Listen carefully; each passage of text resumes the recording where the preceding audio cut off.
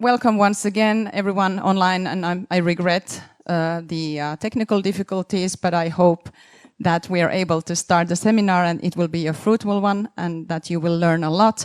And please do not hesitate to comment and ask questions online. Sarah will take care of those questions. And here we have Philippe, Rixhon, Niko, Partanen, and Yanis Chidnis and Karīna Bandere, who will now present the first project. So you have the floor.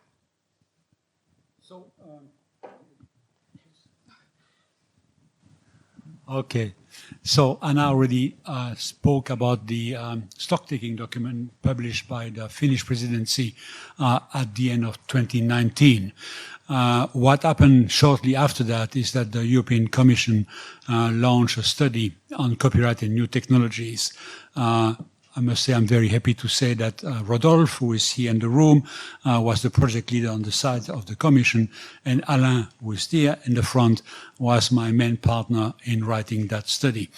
So the study has briefly two parts, one part on copyright data, the other part already on artificial intelligence, with clearly in mind the stock-taking document from Finland, the new directive on copyright, and the permanent objective of the Commission and we European citizens to have a digital single market. One of the suggestions of the study was to open up the rights data framework. The main principle, if you want, is that if we open up the rights data framework, then data will flow much easily, and it should be easier to protect rights, and it should be easier to monetize rights. So that was the principle. That's easily or relatively easily written, but there is, of course, a price for that.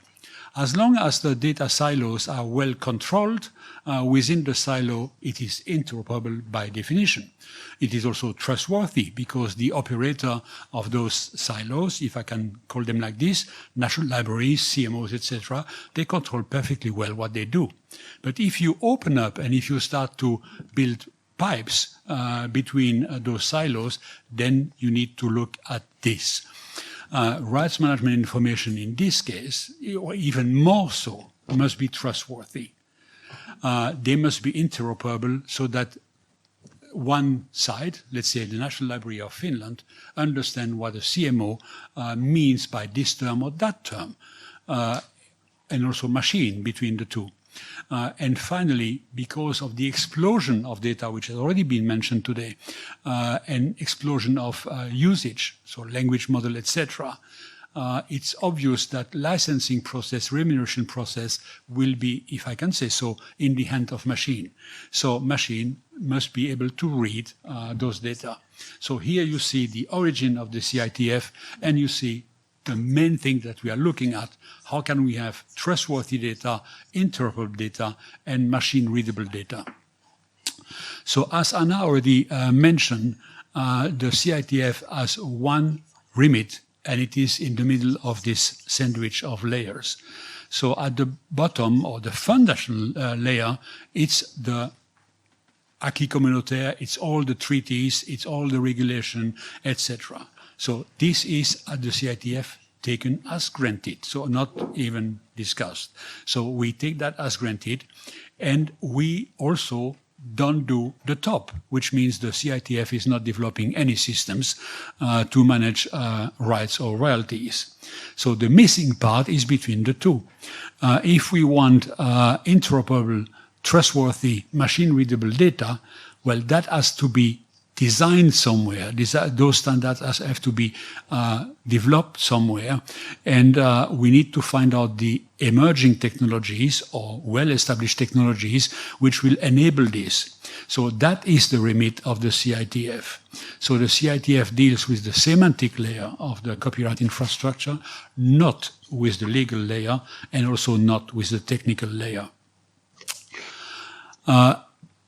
The CITF, you can consider it as a forum. As Anna already said, it is a relatively informal forum where experts are coming to discuss the matter of copyright infrastructure.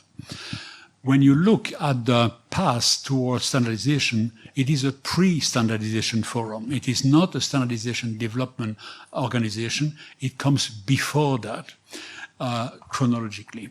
And what will be delivered by the CITF is two types of things. One, some architecture about identifier, metadata set, metadata exchange, etc. So that's the domain that I can say or resume by open standards.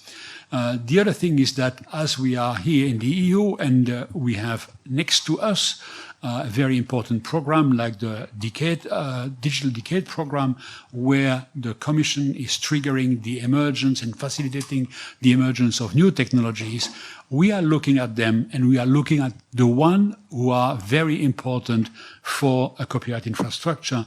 And later this afternoon, you will have example of that. So that is what we do. So how do we do that? Well, we did not reinvent any wheel. We are doing that as people in standardization work, which means first we look at a market assessment. If nobody is asking for anything, why should we do something? So here there is a big need of copyright infrastructure, and the need is even amplified by the arrival of generative AI. So in conversation within CITF and with the Commission, we came out and thought, well, maybe AI and the copyright is an interesting use case. When the use case is defined, and as we work in very close collaboration with many other parties, we sketch an engagement plan, which means how CITF will engage with the rest of the world. Obviously, with the Commission, with EU IPO, with WIPO, with the national libraries, with the CMOs, etc., etc. All of that has to be planned. As soon as it is planned, of course, we come in some liaison agreement, so we agree how we collaborate towards our goal. Another thing that we need to do is to define terms and definition, because if we do not define what we mean with this or that, I can guarantee you that nobody will understand what we are speaking about.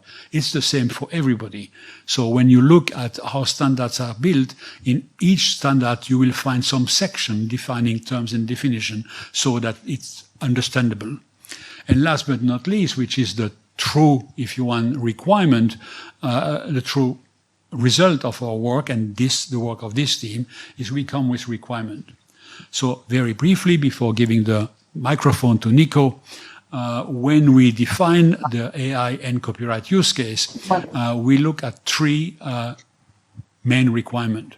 One requirement is in the bucket that we call information, or rights management information. And rights management information, which people immediately, at least in the press, and I know my dear colleagues journalists are with us today, we say, opt-out. Well, it's fine, but opt-out who? Opt-out what?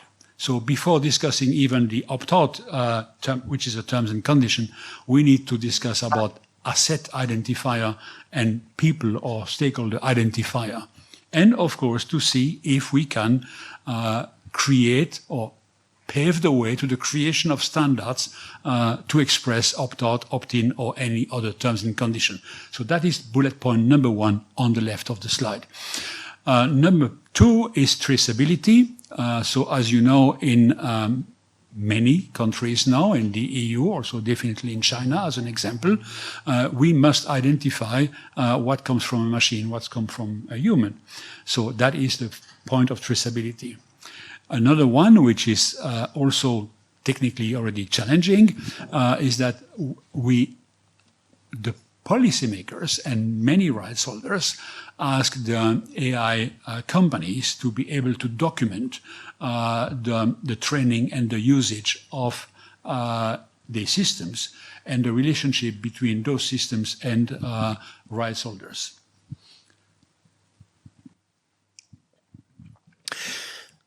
Now, the first project of CITF started in November 2024, and we were set with objectives of investigating the opt-out and use of generative AI, and we did this through use cases where we assumed certain future developments and started to formulate requirements based on these use cases and how the copyright infrastructure at the moment is functioning there and what new demands there comes when things are sort of projected into the future. And we analyzed each requirement we set or defined in a technology-neutral manner, and we listed benefits and challenges in order to contextualize what some changes or requirements would practically also demand from different points of view. We took the point of view from the library sector or the national libraries more broadly because in our partners in the project, we have the National Library of Finland, National Library of Latvia, Cultural Information System Center Latvia, Jan is present there, and then Valunode and Taltech. Taltech is the only partner who are not present here, but they are following online, I believe. And as I was talking about this a bit before, we had a little technical break, and before that we had a good question about the role of the national libraries. But I repeat a bit here that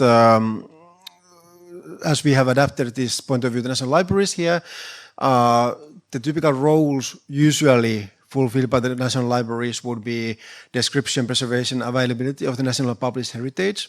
But while we are doing this, we also support the entire library sector and collaborate with museums, galleries, and archives. In our cases, in Finland and Latvia, we have relatively similar national libraries, similar infrastructure and services. So we are also distributing lots of data from other cultural heritage sectors in our own infrastructures as well. And the national publication metadata is openly available. It forms the national bibliography, which is the metadata record of materials published in a given country, essentially. And we also provide various identifiers, ISBN, ESSN, and also ISNI nowadays. And this is also one role that sort of ties us into this larger infrastructure, that as we are providing these identifiers and they are used elsewhere, so it's also of our interests what kind of infrastructure we see around them.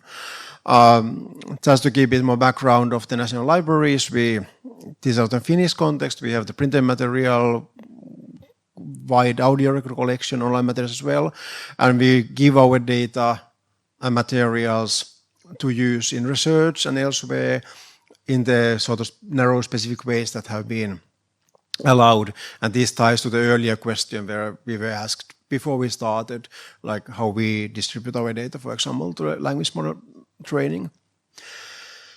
And there are also ties to the copyright infrastructure in the sense that the dataset we create, the national bibliography, it's essentially the published cultural heritage of the given country, and these are of course the same works that are used and circulating elsewhere in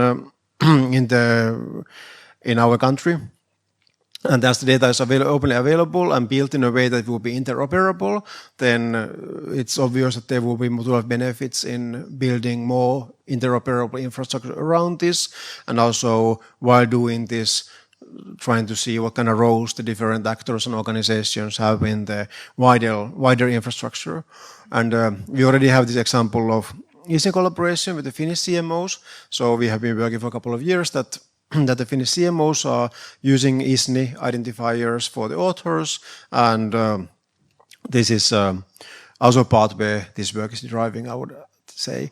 Opt-out and other AI-related reservations, these are things we are already seeing in the materials deposited to the national libraries, and there are many ways they can be implemented, and at the moment we don't have sufficient standards to manage this data, and it's also depending how these things are implemented, what are the sort of larger political decisions, direction we go.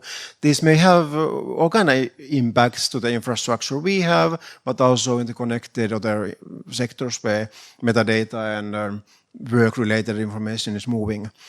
Same with the generative AI it's sort of natural for us to deal with these two together. For us, we see that also as something that would be potentially moving in the similar metadata we are currently curating, and it needs similar standardized machine-readable indications and also lots of infrastructure around it and technical and practical solutions. In the CITF First project, we started in November by selecting 5 different media assets, which are sort of typical National Library items representing different categories, different media types, so that the life cycles they go through at the moment are different enough that we can analyze these from wide enough points of view. And we also analyze the current IT infrastructure as what kind of steps these materials go through when they are created, published, stored, for example, in our infrastructure and used elsewhere. We consider this future scenario where all the content will be digitized and available online, and AI applications will be increasing more and more. We had a series of workshops, and I know many of the experts we invited to participate are also present today, and we value very much all the input we got in these. And then we started to identify metadata, area reservation, and technologies, looking how they would fit into this future scenario, which is of course in many ways open. We are just looking how it, based on the regulations we have, the data we have, standards we have, what kind of requirements are starting to emerge there, and then this work is resulting in a report with appendices of use cases, requirements, and terms and definitions. What is left at the moment is that we prepared the report for publication by the Ministry of Education and Culture in Finland, and as we are now finalizing it and reporting the results, of course, already here, the estimated schedule is that in September 2025 it will be available. Here is just a small example of one of the use cases we had. We selected a PhD dissertation containing multiple articles, which is when we have 5 of these, and Karīna will soon speak about some of them more.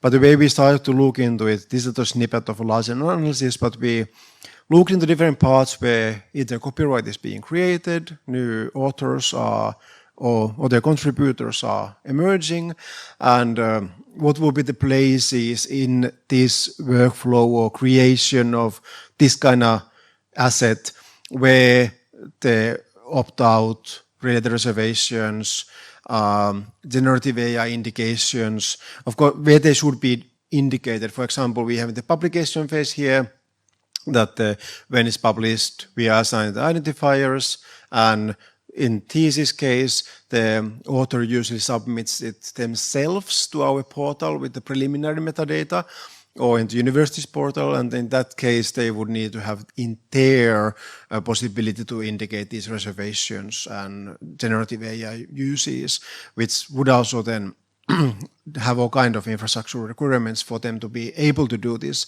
And this is, of course, a bit more complicated case where if you have articles published already elsewhere, you may have existing contracts, existing opt-outs, opt-ins, and new dynamics of these, of course, come very complicated very fast. Yeah. Instead of complicating the thing a bit more, I will simplify them just with this example. And this example is some metadata which are linked at the library in Helsinki with the thesis that you have seen before. And this example uses one standard which is called the doubling core, which is one way to express metadata around some piece of media. What do you recognize here on the top is that the context, or the language, if you want, of the metadata is named. So we know it's according to the doubling core, and you can imagine that this information could be shown by using a different type of vocabulary, in this case, that type of vocabulary would also be named.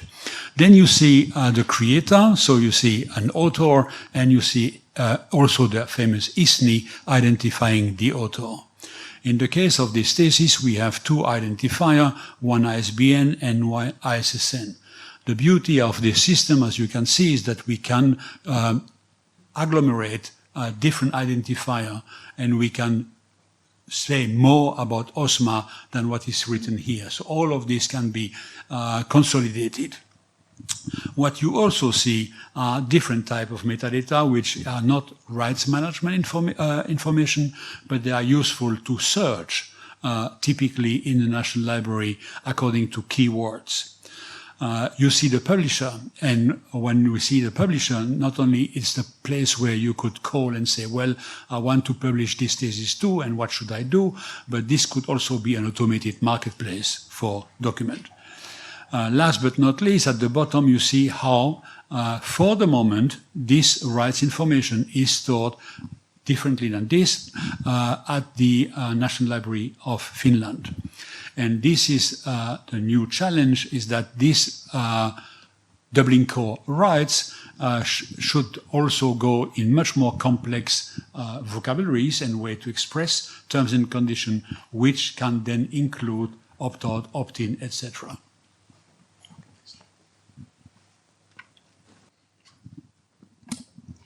I'd like to walk you briefly through the typical life cycle that we have for either its digital image or digital periodicals issue as it enters and becomes available in the digital library infrastructure and national library infrastructure. I'll start, can you click it for me? I'll start at the moment when library receives digital files and digital objects. As for publishers, they deliver periodicals as a part of legal deposit obligations. We from the library side collaborate with publishers and agree about broader access rights and sign agreements to become and to provide these digital periodicals more accessible and broader accessible. For images, creators, photographers, for example, they deliver directly these digital files alongside with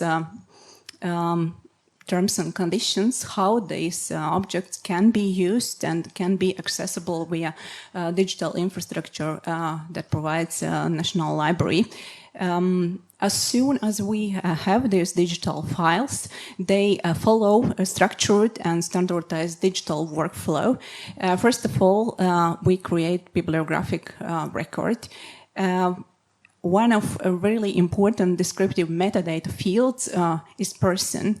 And we have created such a reference data solution system that provides data that are linked with controlled vocabularies and also assertive data. And we select persons, date of origin, contributor names, and some more other fields from this data pool and this system. After then this digital file is uploaded in digital object management system, that is the main system where all work is done, we can assign the rights metadata. The rights metadata have been calculated in copyright and copyright management and licensing system that is calculating this access and usage rights with the help of already mentioned reference data. These calculated values then define how and how broad can be used each digital file. And this is the last point. When then digital object can be published via Digital Library of Latvia. And this infrastructure all these systems, starting from digital management system, reference data system, copyright management and licensing system, they forms integrated platform. And this platform is used not only by the National Library of Latvia, but also from other cultural heritage institutions side, including museums, all museum domain and many others. So this infrastructure actually has great potential to be further developed, also to deal with opt-out mechanisms, and also it has potential to be upscaled internationally. Beside that, we have such a solid infrastructure in line, and we actually receive requests to opt-out digital access. Unfortunately, currently, we do not have any formal mechanism yet implemented in our country.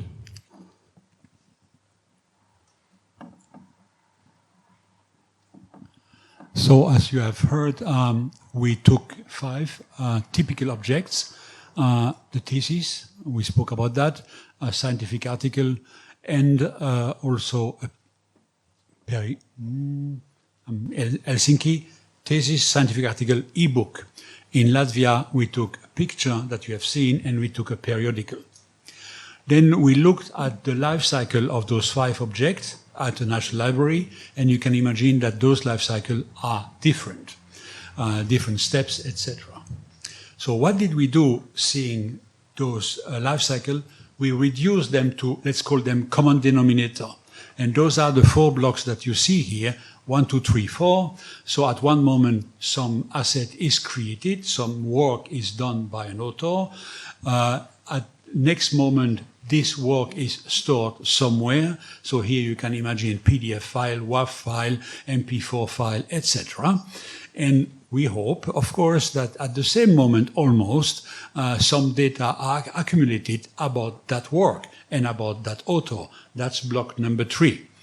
And if all of this is ready, which means the asset is stored somewhere and we know who did what, who owns what can you do with that, etc., then the asset can be distributed and used. So that's block number 4. So here we were with our first dimension of looking at requirement, those 4 major steps in a life cycle. Then we look at why are we doing this? And of course, with my colleagues at national libraries, they look at what do they need to do as national libraries. So what are their mandates to deal with metadata? Interoperable, trustworthy, and machine-readable metadata. So, and the role of National Library is, of course, a bit different than the role of commercial licensing or the role of AI companies. So, looking at commercial licensing, we came, of course, to some different requirement that if we look only on national libraries.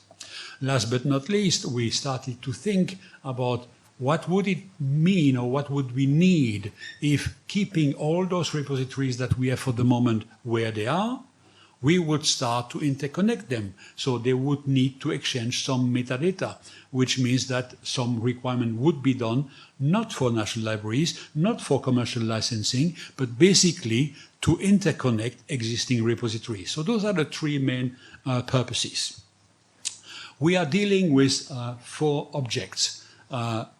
Objects of metadata. Asset identifier, so we need to know what are we speaking about. Agent or authors or rights holders or stakeholders identifier, whom are we speaking about? And as soon as we know what we speak about and whom we speak about, we can start to attribute things to people. So who did what? We can also start to say who owns what. And then we need to express terms and conditions, typically including opt-in and opt-out. And last but not least, we need some specific things for interconnection. So those are the 4 objects. And those 4 objects were, in our project, the main topic of 4 different workshops, where we invited top experts from both sides of the Atlantic to explain what is the leading edge in development around asset identifier, actor identifier, metadata expression, and interconnection. And by the way, the people who presented interconnection are the TEMS people already mentioned by Anna. So those are the object we are dealing with, the data object we are dealing with. We then projected the scenario to the life cycle in 2030 with the simple hypothesis that in 2030 AI is everywhere and creators must be remunerated. So this is the way we use different dimensions to look at requirement. Now what you have here is our little internal counter. So we are a bit above 75 requirement, and we classify the requirement in two domains. One is rights management information, the other one is traceability and transparency. And so for each of those 4 blocks, you see how many requirements we have. Of course, all of that will be described in the public report. Now we have selected for 3 different types of requirements, just a little bit of examples, and then we also go through the benefits and challenges.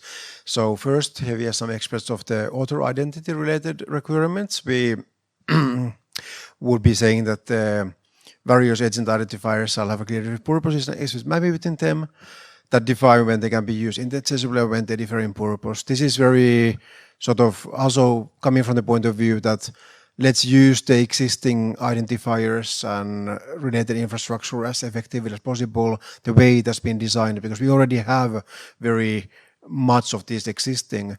Author and contributors shall be identified with standard and present identifiers, and authors and contributors shall be distinguished, and we see that in different creative sectors there's lots of various terminology used for contributor roles, for example, that these should be standardized.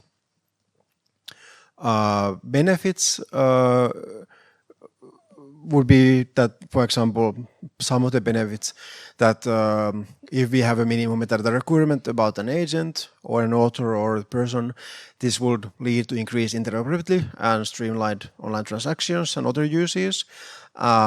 We could possibly distinguish the agents without using sensitive personal data, as we do with ISNI at the moment. And it facilitates the attribution of work to an author. This what we saw earlier, for example, in our use case of this thesis. Of course, if we would only have the name as a string, we couldn't really associate it to any person. But if we already have it with an identifier, then it's already much more transparent who we are speaking about. And as we are using persistent identifiers that are resolvable, and they give us the possibility of us finding this information throughout the life cycle of the media asset. For commercial licensing, we have analyzed that this would help accurate usage of remunerations based on industry practices when we have accurate information about the authors and contributors. Some of the challenges: anonymity, aliases, data privacy, distinction between natural and legal persons, for example.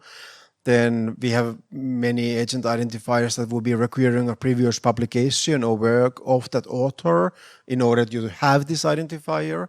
So in these cases, in the current setup, you always have this waiting period that your first work results in identify for you, so it cannot be sort of pre-distributed in very early stage. And then roles, we have earlier mentioned the creative sectors, but then also the different countries have different conventions. So as I told you, at the CITF, we are looking at potential new standards. We are also looking at emerging technologies which are useful or could be useful for the copyright infrastructure. As we also said, we are liaising with different major entities, and one important one, of course, is the European Commission, where we are working with several part of them. We are liaising with DG Digit. We are liaising a lot with DG Connect, of course, in the copyright domain, in the data domain, and in the standardization domain. And working in some project with the European Commission, we saw, of course, more and more appearing all those questions around EIDAS 2.0 and the famous digital identity wallet. This we consider as an extremely important development in the direction of copyright infrastructure, not only because it is directly linked with identity of agent, author, publisher, whoever is the person to be identified, but also because in digital identity wallet, we as a society, we will be able to store qualified electronic attestation of attribute. So that's a lengthy word, and that in reality not a technical word. This is a legal word. So the legal description is qualified electronic attestation of attribute. Technically speaking, this is a verifiable copyright credential. Those are extremely important discussion that we also practically had with the project Trace4EU, also linked with the Commission, of course. Another development that we find interesting, and we invited WIPO to present that to our workshop, both at the monthly meeting of the CITF and the meeting of this team, is their project around Global ID. Interestingly, Global ID would not be a project focused only on copyright, but on all IP matters, so patent, trademark, design, copyright, and more. And also very interestingly is that the technology that they will leverage are also the W3C verifiable credential. So you see clearly emerging when it comes to trust, many things are further development of standard developed by the W3C. Thank you, Philippe. Now we have a couple of blocks of the requirements as an examples. We looked, of course, we have been monitoring what has been done elsewhere about related topics, and the EU IPO study, the development of generative AI from a copyright perspective, was one which we investigated.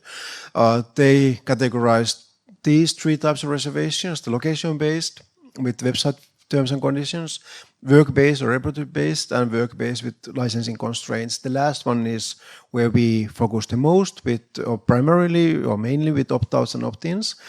And here we had some example requirements related to these, for example, that the terms and conditions attributions, which could be also opt-outs, opt-ins, would be often given by proxies, and it should be possible to verify that these proxies are mandated to make such assertions, for example, with a publisher.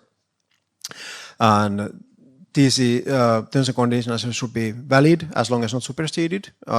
This has been one of the very large questions we've been discussing in the project, because, of course, if we state that these assertions can be updated, then this has a very big influence to all kind of infrastructure solutions we have, and also requirements of what has to be verified, what has to be checked, what has to be retrievable, what has to be updatable. And this needs different governance, audit, and enforcement processes that would be necessary in order to make this kind of actions possible. There are benefits, of course. We believe that if this could help in positively, if we have positively expressed moral and commercial rights of the originals, we can protect we can technically protect the commercial rights, moral and commercial rights of the original authors who are impacted by text and determined activities. We have also been discussing there could be ways how this could help in ensuring the exception for scientific research because of course these assertions are not, there is the exception for text and data mining for scientific research, which is of course for National Library is very central because we are in very large degree also serving this domain. And then the rest of reservation solution by AI service providers, we believe could positively impact the quality of generated content as well. And challenges, of course, this and lots of related issues that emerge could add enormous data processing burden to rights management processes. And also with the opt-out mechanisms, we may have some problems with accumulated several opt-out mechanisms. Handling these can be complex or impossible in scale. especially if you have very nuanced content produced partly by machine, partly by human, in different situations. We have been understanding that opt-in mechanism could theoretically scale as it requires only positive expressions. Karīna? Yes. We are also setting a clear set of requirements for traceability and transparency in the use of generative AI that are in line with the EU AI Act that you might be really very familiar. First, traceability. Any generative AI output shall be tagged, and this tag must be detectable, machine readable. It also shall be interoperable, technically robust, and also reliable. The key challenge here is that metadata formats that have been used by cultural heritage institutions and libraries as well do not provide such metadata fields that support indicating AI use. And this is a gap that must be addressed as soon as possible. Second, transparency requirements. When generative AI is used to create deepfakes and text informing public, it should be it shall disclose the how much and whether it's human so it must clearly disclose that it's AI generated. It has to be human readable, and also it has to clearly distinguish AI generated content from human made content. Can we click? So from the project perspective, we see also benefits and some challenges. The benefits are twofold. And one of them is user can choose to filter content based on its origin. And also we promote responsible AI use through these required disclosures.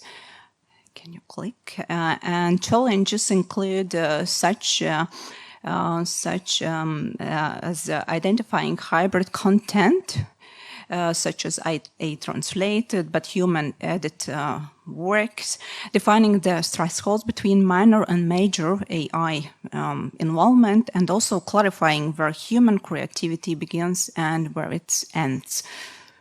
At this point, actually, these requirements are really very essential, and we see that national libraries with its infrastructure experience and data can play a really significant role to build this trust, to ensure traceability and also transparency in the future.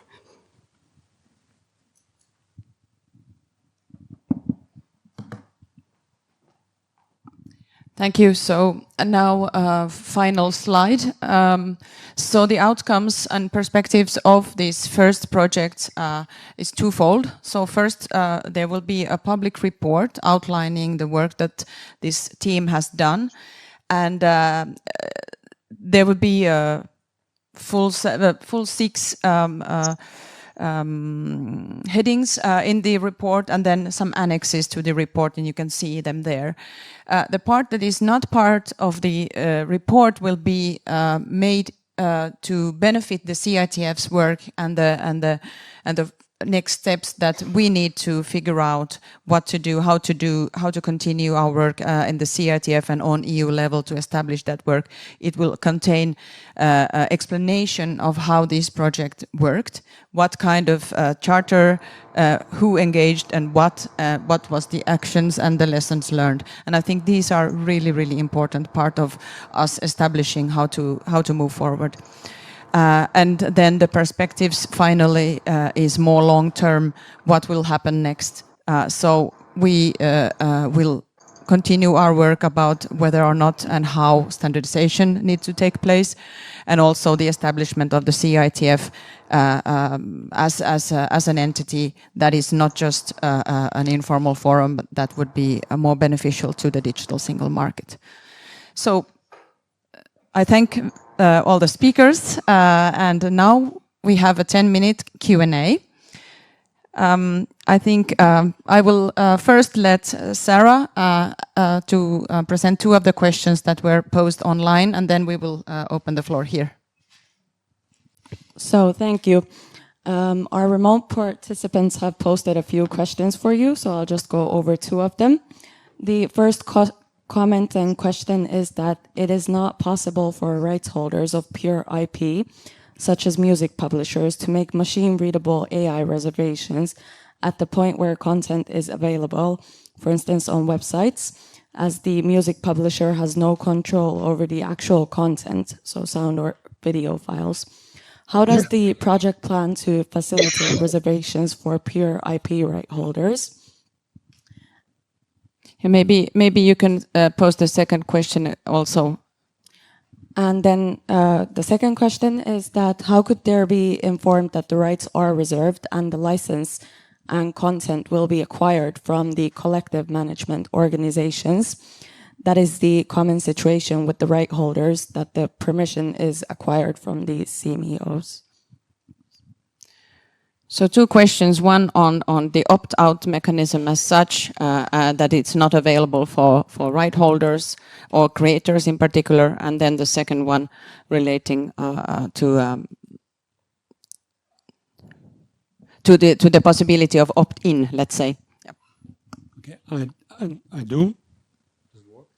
Yes. I do understand the question.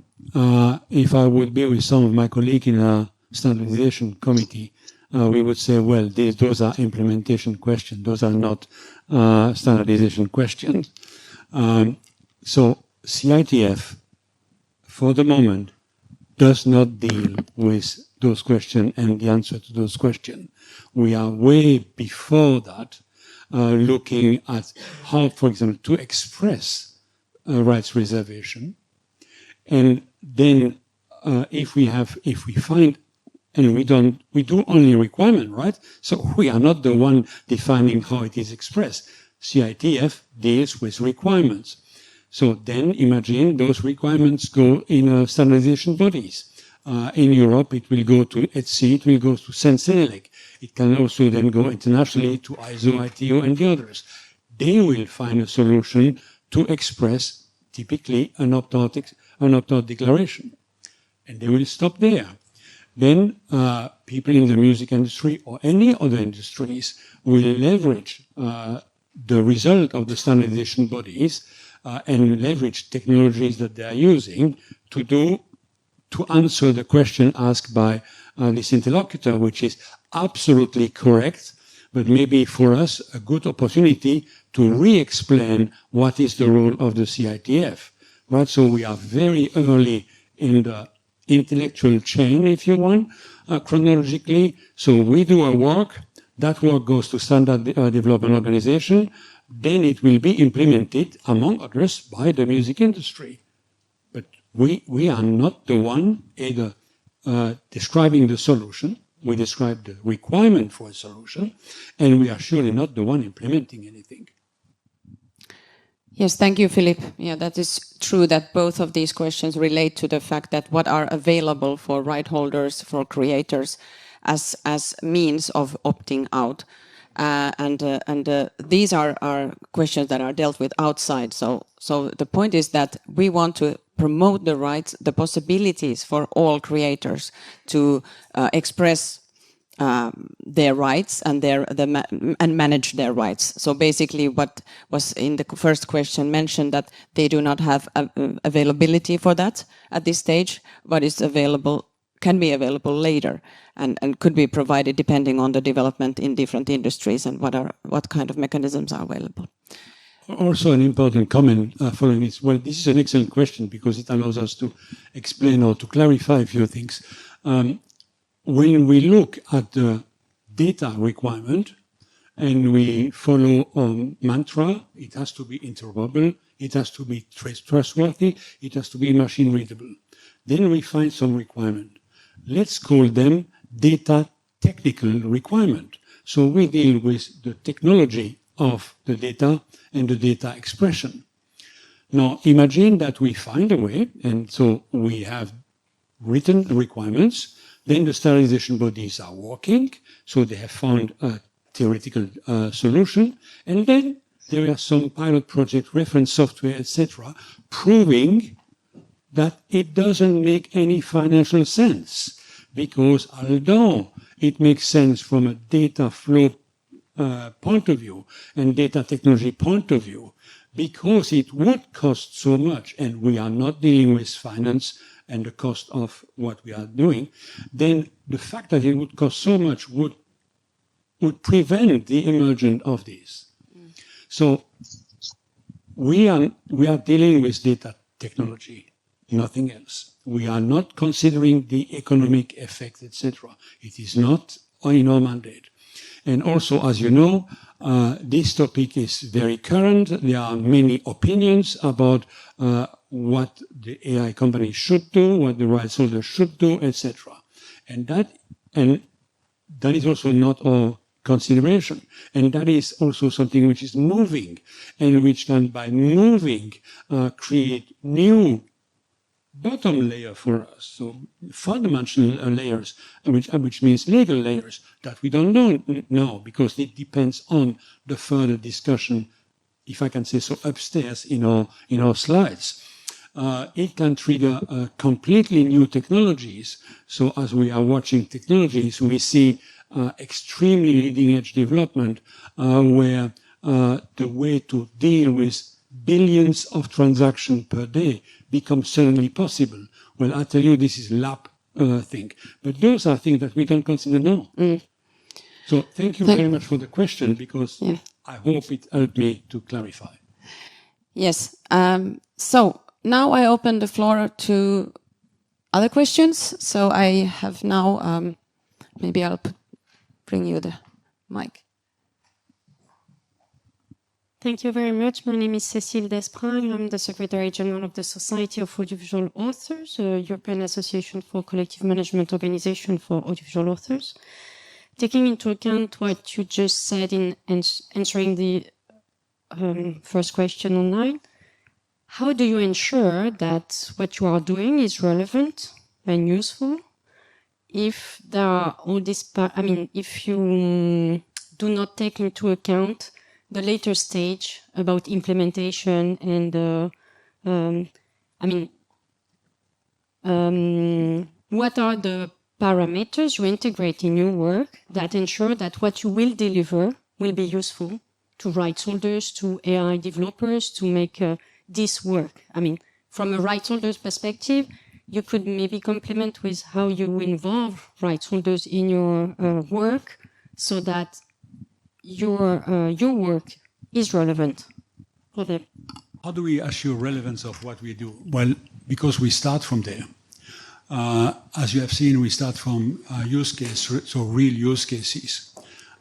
We have been asked, and of course we said yes immediately, to look at this famous use case, because it is relevant, and the dialogue and all the conversation that we have for the moment proves it is relevant. This is in the brain of everybody. Now, we could have started to work in this project on some theoretical hypotheses. We did not do that. We took 5 very pragmatic examples, which we selected because they were in the world of national libraries, representing 5 different types of assets. And as soon as we had that, we went deeper in understanding the current situation by looking at which are the metadata which are available today for those 5 objects. Then we look at the current IT support for the complete life cycle of those 5 objects.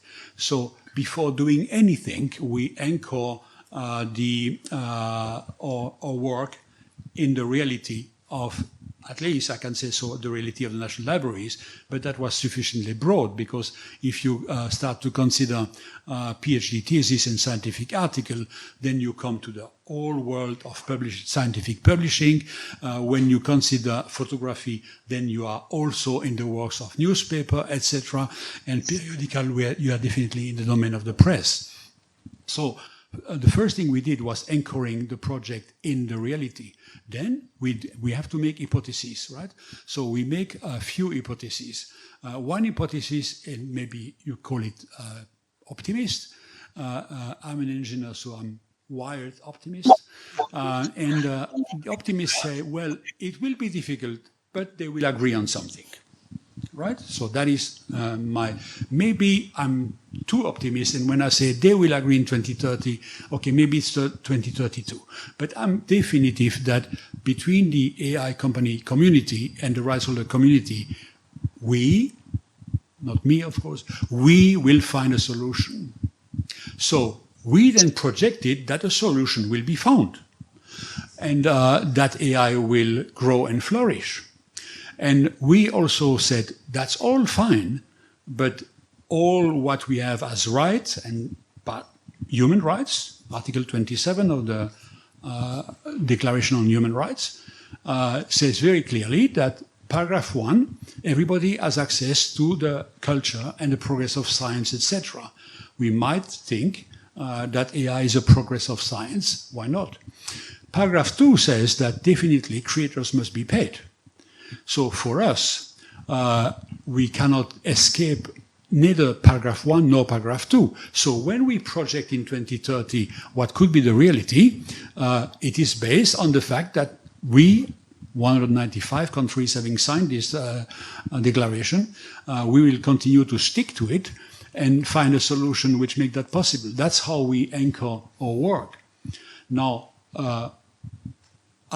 when you do this and you are very early in the process of developing standard, implementing standard, and see if they work or failed, that is the most we could do, I think, to anchor our thing in reality and then to be relevant. Thank you, Philippe, and I think, I hope that answered your question. Collaboration is exactly what we need from the start, and continue to do that. So. Yeah. Okay. Do you want to be? We are a little bit behind. Cécile should be very angry with me because I did not answer one big part of her question, which is how do we collaborate with rights holders? First thing is that at the CITF monthly meeting, we invite stakeholders to come and share with us what they are doing, etc. Interesting news is that when they do that, most of the case, we continue to speak with them. So they don't appear once, but they appear once, and then we continue the dialogue. But I will announce something, but which will be clearer in the next discussion.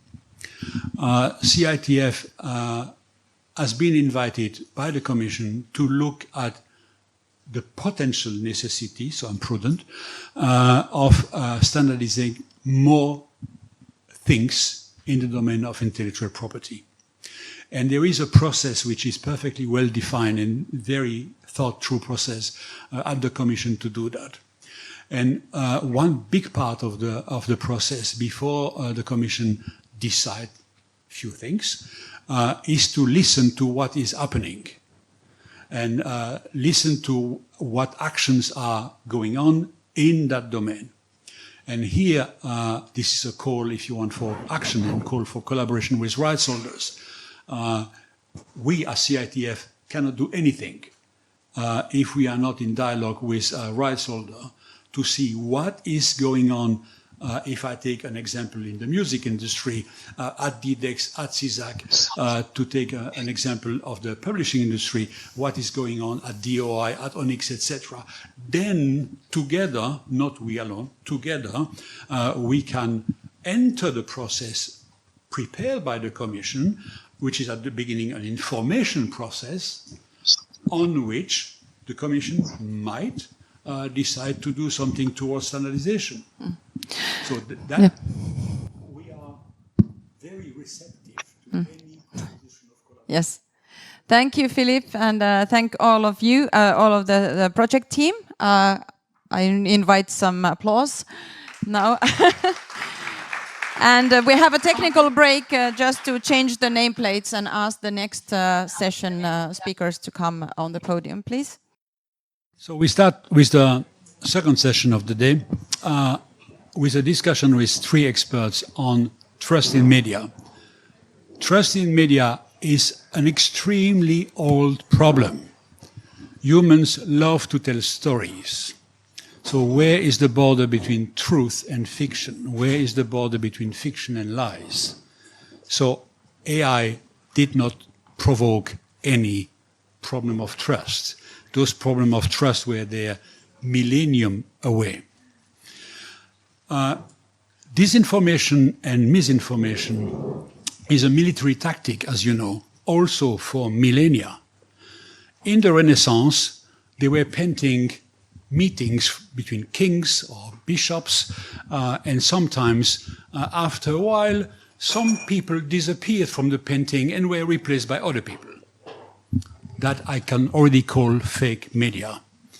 In America, in 1912, there was a project of a bill, which I read the title, to prohibit the making, showing, or distributing of fraudulent photographs.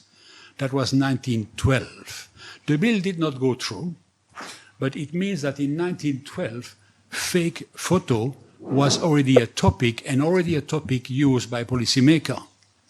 A few days ago, I had the chance, and almost an accident, to speak with a top boss of the music industry. And he told me, Philippe, metadata is not a technical problem. It's a human problem.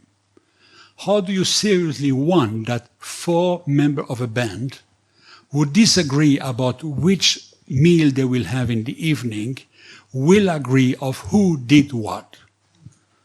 And I was a bit skeptical. And then he continues and he said, well, how do you want 4 members of a band who do not remember what they ate last night to remember who was in the recording studio 3 weeks ago?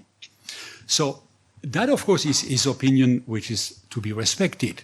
But that shows that metadata, trust in metadata, is also a very complex issue. So we have trust in media is one issue, and we have trust in metadata is another issue.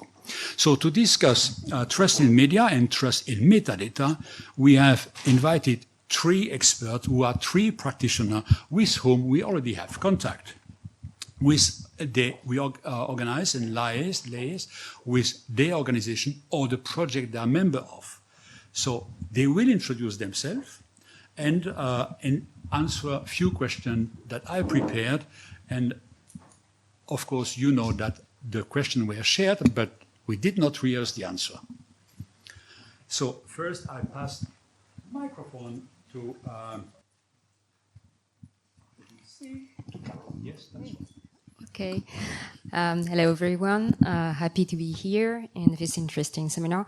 So my name is Carole Guirado. I'm a journalist, and I've been working for 13 years for Agence France Presse, which is one of the top 3 leader news agency. And so since 2023, I am a project manager for European media, mainly working on TEMS, which means Trusted European Media Data Space, and I will explain it, what is it about later, and which is co-funded by the European Commission. And maybe we will present after our organization, or should I develop on it? Briefly, AFP and yeah. So the question that I don't know if this what? Okay, sorry, I have no feedback. So the question I asked Carole are to define briefly what is quality journalism, and how does quality journalism refer to EU values? What are the threats against quality journalism? So disinformation, etc. And then how much did generative AI accelerate or amplify the threats? So Carole, you present that as you wish, including a short presentation of AFP, I'm guessing. So just to replace what is AFP, so to give you an idea, it has a team of 2,600 people, including 1,700 journalists working in 150 countries, providing round-the-clock coverage. And since 2017, AFP has also become a global leader in digital verification with a fact-checking worldwide network of 150 journalists operating and working in 26 languages. So to answer to the question, how does AFP defines quality journalism? So in AFP, we have a clear and very solid set of principles which are laid out in our charter, in editorial guideline and standards and code of ethics. So quality journalism is first about accuracy, that is to say, reporting facts with honesty and placing them in the right context. It's also about independence and impartiality. AFP is free from political, financial, and ideological influence, and this independence is guaranteed by a special law passed in 1957, protecting us from external influence and external pressure. So we are also committed to transparency. So our sources must be trustworthy and clearly identified. And it's also respect for people, meaning respecting the presumption of innocence, the dignity of individual, including especially when we are editing photos and videos, and also protecting minors and the victim of the story we are covering. AFP is also committed to be digitally responsible. That means that all media formats that we can receive from third-party contributors are thoroughly verified. And so, as I already said, we actively fight misinformation through our fact-checking network. And in a nutshell, quality journalism for AFP is fact-based, ethical, responsible, and inclusive. And this kind of journalism contributes to the democratic life and helps support an informed and resilient society. So as for the threat, the biggest one is the explosion of disinformation and misinformation amplified by Gen AI and AI. As of May 2025, NewsGuard identified nearly 1,300 websites across 16 languages, which published primarily AI-generated content with little or to no human editorial supervision. So we know that generative AI can produce fake text, news, fake text, images, photo, video, infographics at lightning speed, and making it even easier than ever to manipulate public opinions. We've already seen conflict or uprising fueled by such fake contents and spreading at very rapidly through social networks. And the latest examples we have was during the last military face-off between India and Pakistan. So social media influencer and jingoistic websites, news website, spread misinformation and also unverifiable claims. So this toxic mix of disinformation boosted by AI and social media, we think is a real danger to democracy because it divides societies. It's fueling polarization and it erodes trust. And being a journalist nowadays is especially challenging because trust in our work is at a historic low nowadays in many countries. And this distrust in media is also towards institution, because people are associating media with institution. This disinformation creates informational confusion, and clearly it's a clear threat for the political landscape. And as for the impact of GenAI on these challenges, is that the rise of GenAI transformed the nature and the scale of the challenge faced by journalism and society.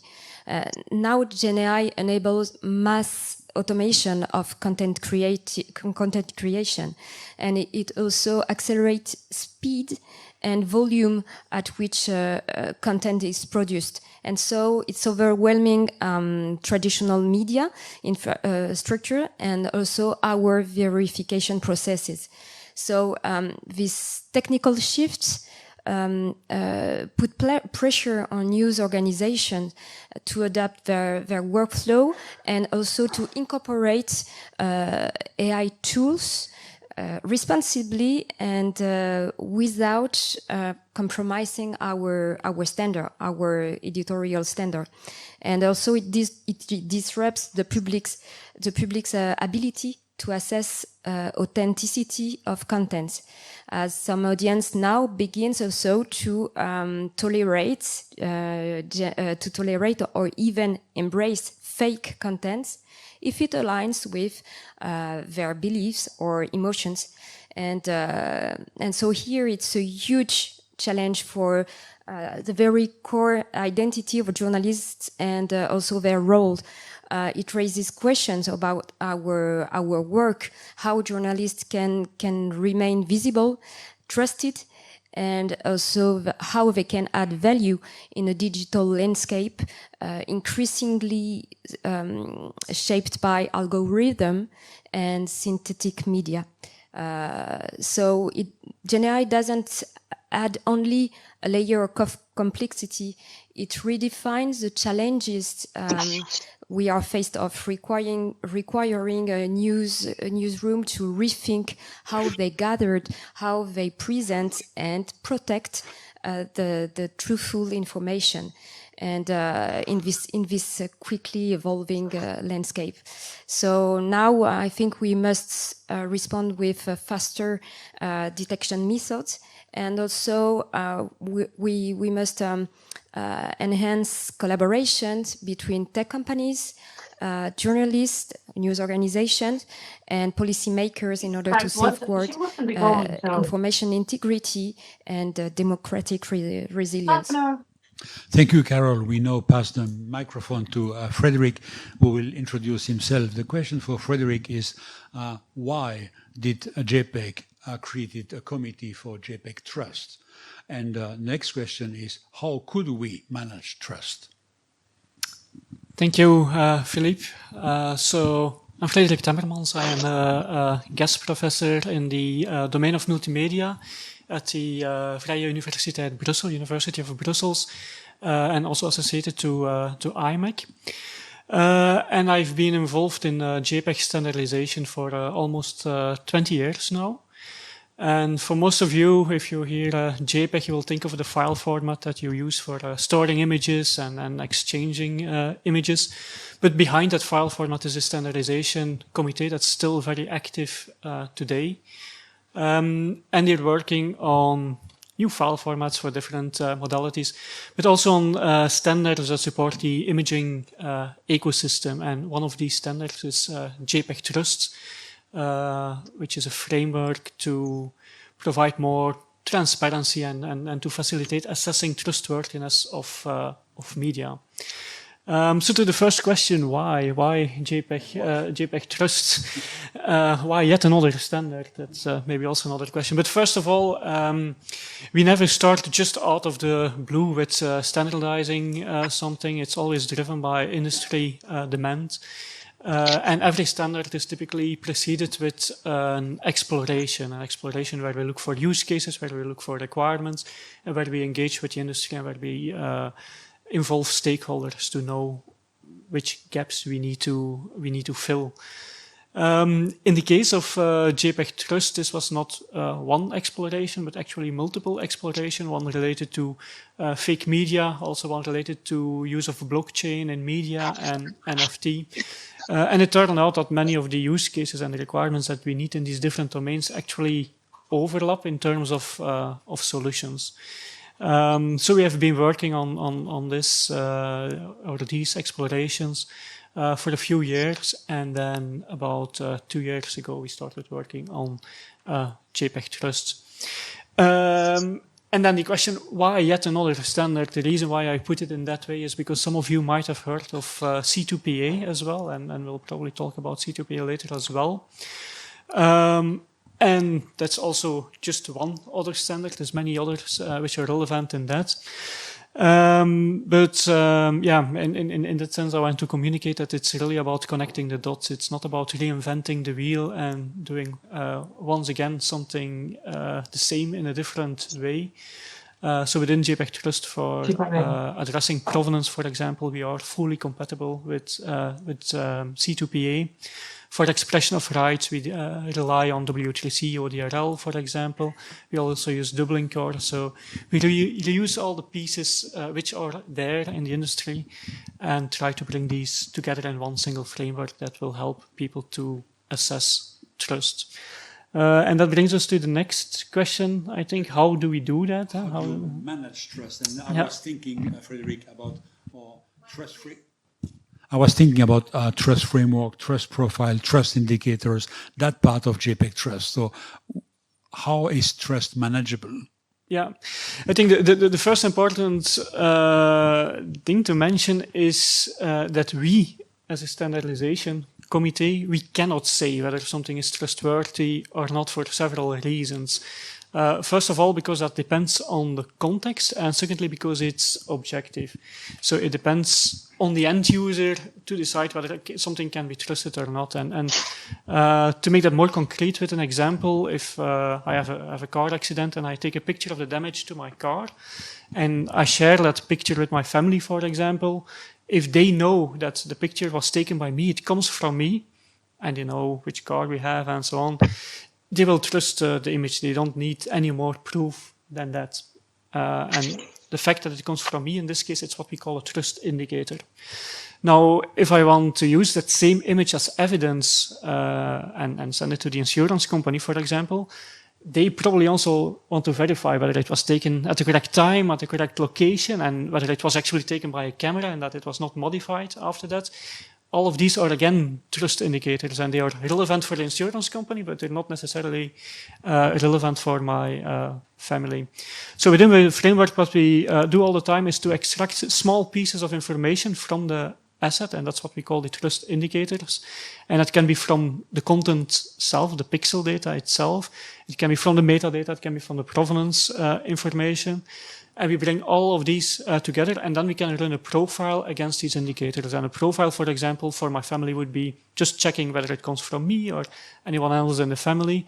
And for the insurance company, it would describe all of the rules that they need to decide whether they can use something as evidence or not. And then the final step is to present that information to the end user. That's what we do with reports. It's one thing extracting all of this information, but how can an end user make sense out of that? And that's what we do with the report. It's expressing that information in a human, understandable way. Thank you, Frederik. We will come back to how Frederik and the team is expressing and sharing information. We pass the microphone to Rigo, who will introduce himself. And the question for Rigo are, why do we develop standards and what are the benefits of developing standard? So that's the why question. And the how question, so how do we develop standard and what are the challenges to develop standard? Rigo.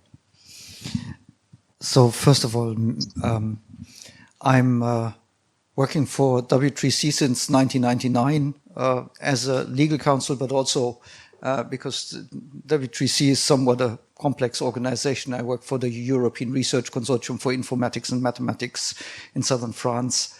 I'm in the scientific board of the TIB, which is the biggest technical library in Europe. I'm also Rechtsanwalt, meaning lawyer at the Frankfurt Bar Association. I organized the first DRM workshop on the web in 2001, where we triggered ODRL together with Renato Janella. And on trust, I first signed court decisions on the web when we brought the Federal Constitutional Court of Germany online. So I'm more in interdisciplinary work. Today, I'm not doing much law anymore. I'm fully in informatics and metadata. To W3C, W3C leading the web to its full potential. Everybody's using it every day. 90% of the messages that she mentioned will use some W3C standard, HTML, what have you. And we were the first to start working on the so-called metadata layer. And this was triggered by the web of data, because you have a web of documents that is for humans to read, where you link, where you click links and then you get a new document, you click another link, you get a new document. But machine, now we are working on a web for the machines so that they click autonomously all those together. And this has led to a technical development that we are benefiting from here. We talked about it. And when I was doing a proposal, a technical proposal to secure this web of machines in 2001, we got tarred and feathered by the reviewers who didn't believe they thought we were lunatics. So it took 25 years to come back. And it's now called verifiable credentials. And I think and so we are talking now ODRL, we are talking identification, we are talking Dublin Core, which is an RDF format. And so now we are talking verifiable credentials where we can secure Dublin Core and make sure it's not something somebody made up, but I know where it comes from and so on. So the whole thing is coming back together. So, and that's why I think this initiative is so timely. Now, standards, I take my favorite sentence on standards comes from Peter Brown, who was the Chief Information Officer of the European Parliament for years.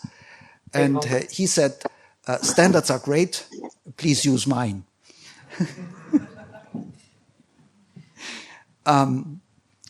So the difficulty here is really when we talk about expressions, one computer talks Chinese, the other one talks German, the other one talks English, and when you want to be cryptic on top of it, you talk Finnish,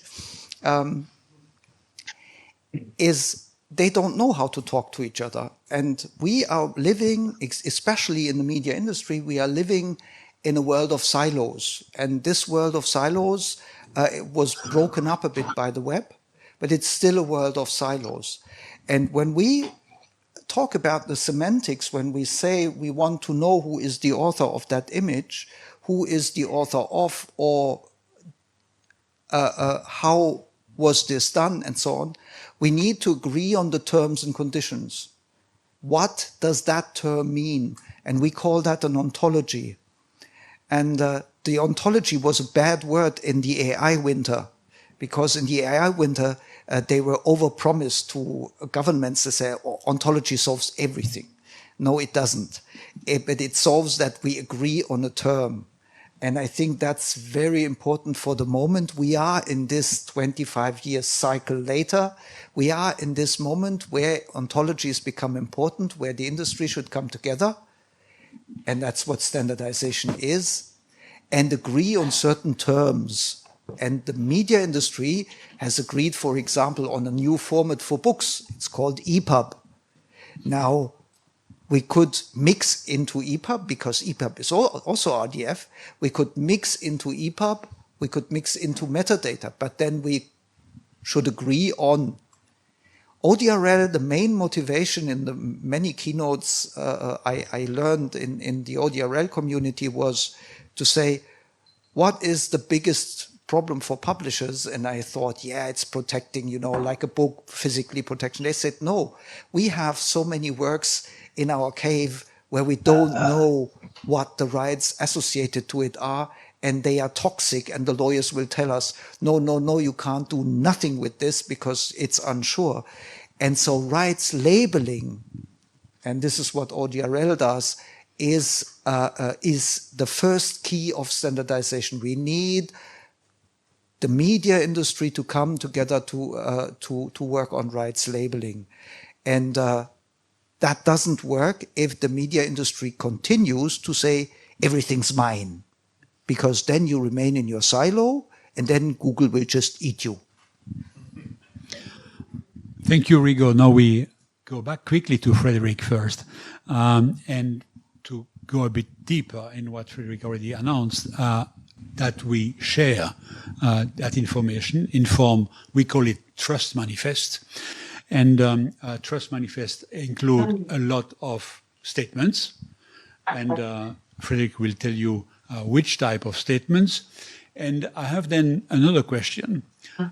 So those Trust Manifests are somewhere, let's say here, Oh, and wait, here I won't have get it. She'll get it. the media asset. And how is this Trust Manifest linked to that media asset? So first of all, to the question, what can be embedded in a Trust Manifest, the easy answer, but probably a non-answer, is anything. There is not really a limit on what you can put in such a manifest, but there are a few things that ideally we would like to see always there. And first of all, it starts with the origin, where it all comes from. If you have a media asset, how was it created? Where does it come from? Was it taken by a camera? And if it was taken by a camera, which camera and which settings and so on? So typical metadata that we already have today. And then it could also be AI, of course. So there's different ways that media can be generated, and that's the first thing that we should know. And then secondly, most of the time it doesn't end there. Like if you take a picture with your iPhone, many people, before they will share it online, they will crop it a little bit, adjust the colors a little bit, maybe add some layers on top with animations and so on. So that's what we call the provenance information. So you start from something and then you start changing it, maybe change it from one image file format to another one. So we also want to keep track of all of these changes. So we add these as well. And every time you make a single change, you're going to update that provenance chain again and keep track of that within such a manifest. And then thirdly, it's everything related to rights expression. Who created it? Who owns it? What can you do with it? Can you use it? Can you reuse it or not? Can it be used for AI training? These kind of things. That's what we call right expression. And in the beginning, I said anything just to give you one example of what else could be in there. So what I mentioned in the beginning is what we typically call metadata. The EXIF metadata start with a picture. But in the cultural heritage sector, for example, something which is as important or maybe even more important is a paradata. That's the circumstances under which an object has been digitized. And that can be the lighting setup, that can be things about the environment, like the temperature. Everything that can have an impact on the digitization needs to be captured, because that's a static moment in time. And if you want to compare different digitizations taken over different times, and you want to compare these, then you need to know that data as well. So that's just one example of other data that can also be put in such a manifest. And then how do you bind the two? There's a few important questions. Most of the time, a manifest will be embedded within the file itself, just like with the EXIF metadata that you get from when you take a picture with the camera. The thing is, with typical EXIF metadata, for example, it's pretty easy to change it. You can change the date to something else, and you'll not be able to actually notice that. So it will also be cryptographically signed. So if you change something in the manifest, you'll immediately be able to notice it. And the same if you change something to the actual image file itself, if you modify the content of it, you will also see that it doesn't match with the manifest anymore. In some cases, for privacy reasons, for example, or maybe cases where the manifest becomes too big, it's also possible to separate the two from each other, but you will still be able to identify whether they match together or not. Thank you very much, Frederik. Now we will show you a short movie. The reason to show you the short movie is to make that a bit more visible. What is current state of the best prototypes. Another reason to show you the movie is to show what collaboration between companies and collaboration between different type of people in those companies working also with standardization bodies can do for the moment.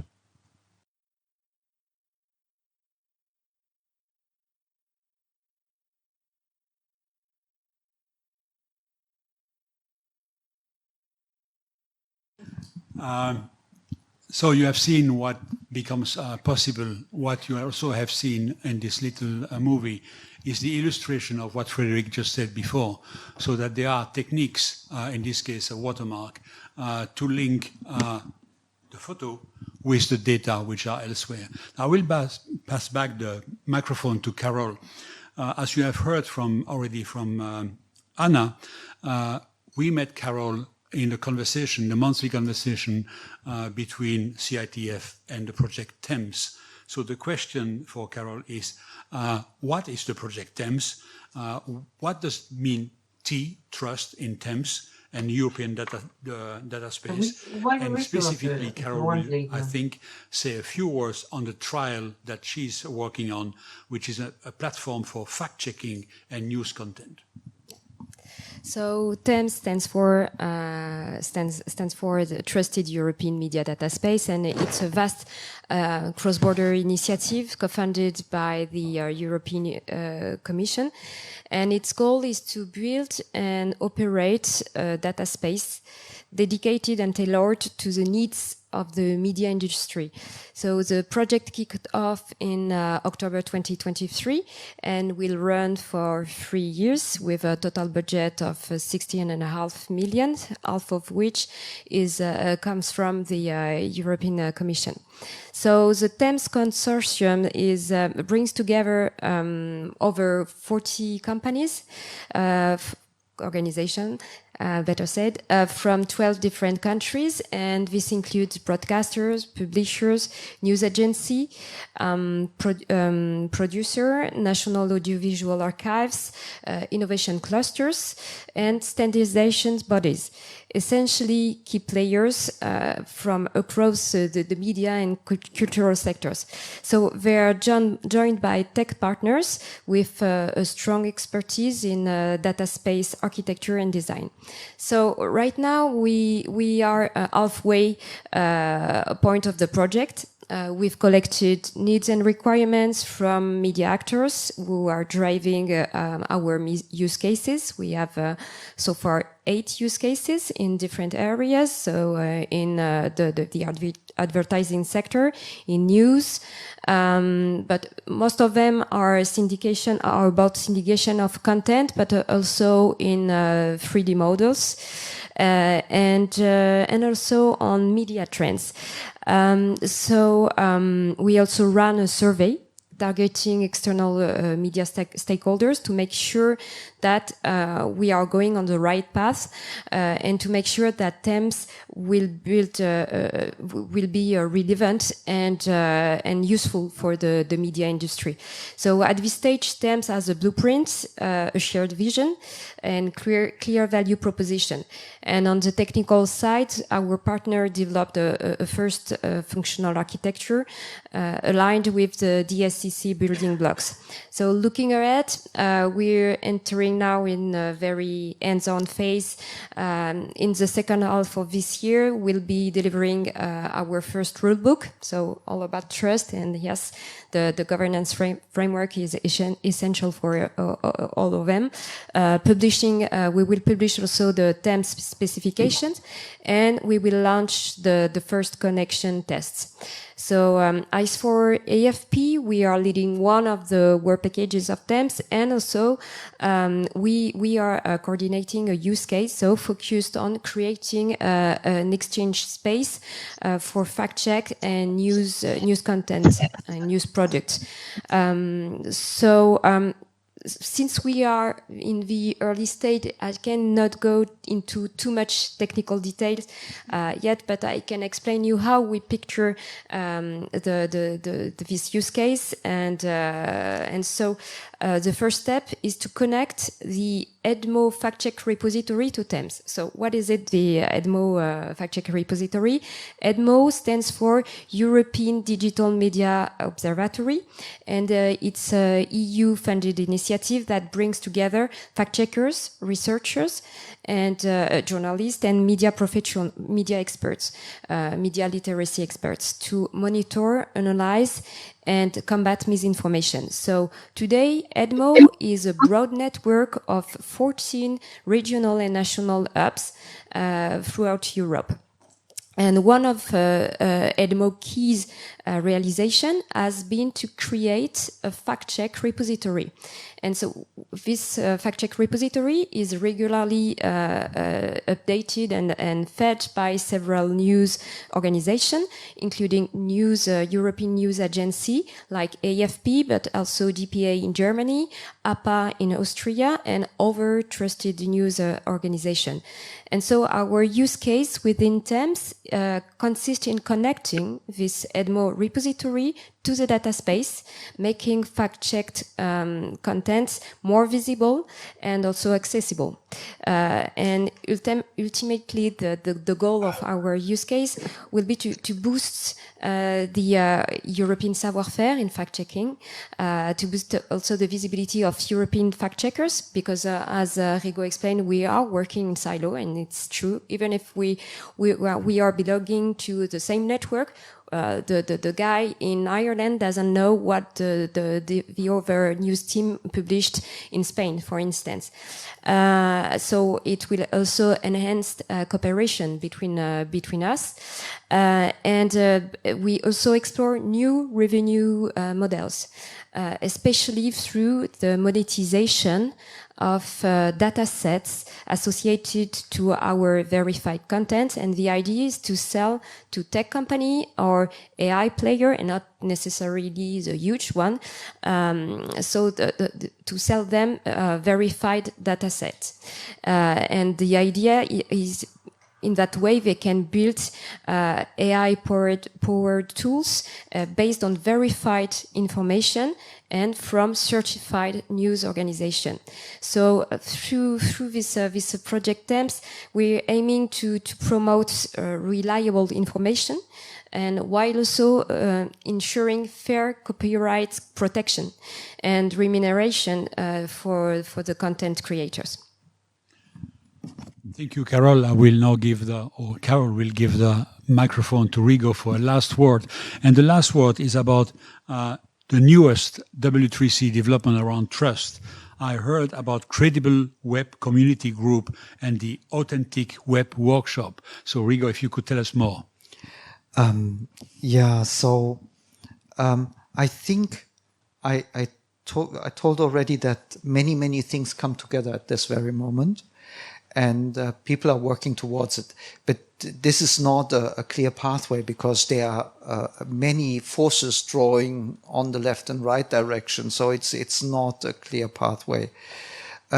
So the challenge we have in front of us is that within 2-3 years, the web will be gone. The web, will be gone, because it will be full of rubbish generated by some machines, with lots of advertisement on it for you to kind of pay, get your attention for 10 minutes to throw 3 advertisements at you, and then hope for some money. As a reaction, there is this Authentic Web Workshop where you can realize whether something is generated or not, and the AI Act, thankfully, already gives a legal framework for that. But it's in the beginning. The The IETF works on a new format of robots text where you identify as an AI agent, but for the moment they don't respect anything, and perhaps it's on the governments to kind of hit the AI companies a bit on their head so that they become reasonable again and follow rules. That would be also nice. But I wanted also to kind of give you another aspect to it that I just wanted to give you as a thought. We are at the same time, we are working in Industry 4.0, smart cities and all of that. We are working on sensor networks. We were surrounded by sensors, and the camera that you click is only one sensor that you have. And you can imagine that if you have a truth network that has those metadata information, that you want to have more than just your camera information. Maybe the GPS of your phone, that you were really there, and so on and so forth. So it's not a monolithic thing. The trust has many aspects, and truth is a relative thing, because there is this famous philosopher dispute between Habermas and Luhmann on what truth is, which fills a room of books. But we can at least do something about the origin.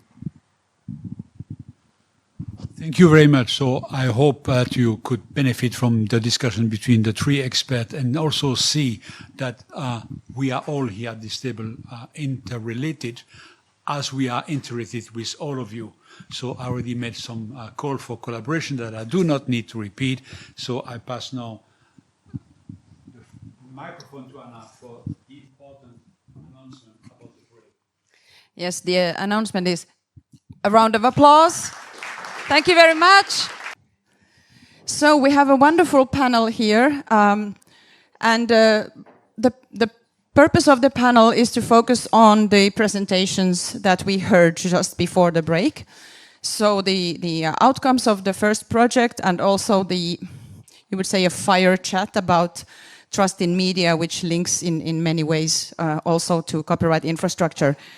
And I have now some questions I have sent also over to the panelists before, and I will give the floor first to Emmanuelle, who will introduce herself, and after that explain that what the Commission, keeping in mind the presentations that we heard, what the Commission's role is relating to copyright infrastructure.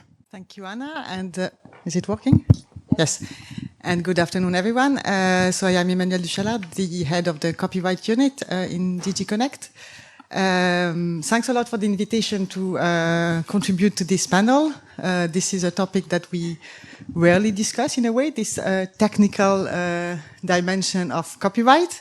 So to address your question quite briefly, I would like just to mention at the beginning a bit the legal background, because I think it is important to consider that this discussion on copyright infrastructure is not just something fancy for, techie people that want to improve the management of copyright, but really this is based on rules which have been introduced in the InfoSoc directive, so already in 2001, and we have a provision on the protection of rights management information, which is, it concerns any information which allows to identify the works, but also the right holders, and the terms and conditions for the use of works. So these are really the three elements which are key when we speak about copyright infrastructure, how to ensure that there is sharing of information about these three elements. And then, why do we consider that this copyright infrastructure is important?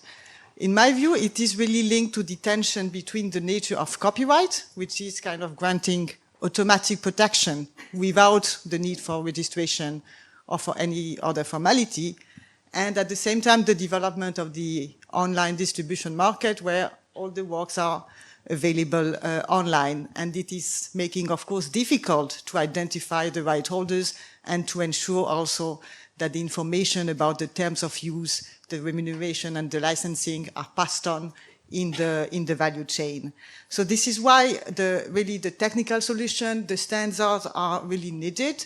And we know that in different sectors, there are already different initiatives, even global standards which exist. But all these initiatives are really sector specific.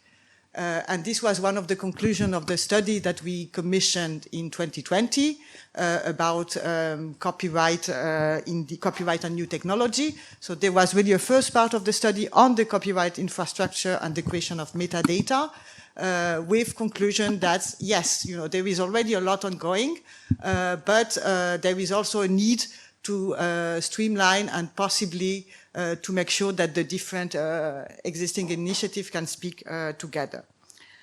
So then what is our role in all this? Of course, we have been welcoming and observing the work of the Copyright Infrastructure Task Force, which builds on the outcome of the study. And we welcome the work in this regard, as well as the work of the EU IPO.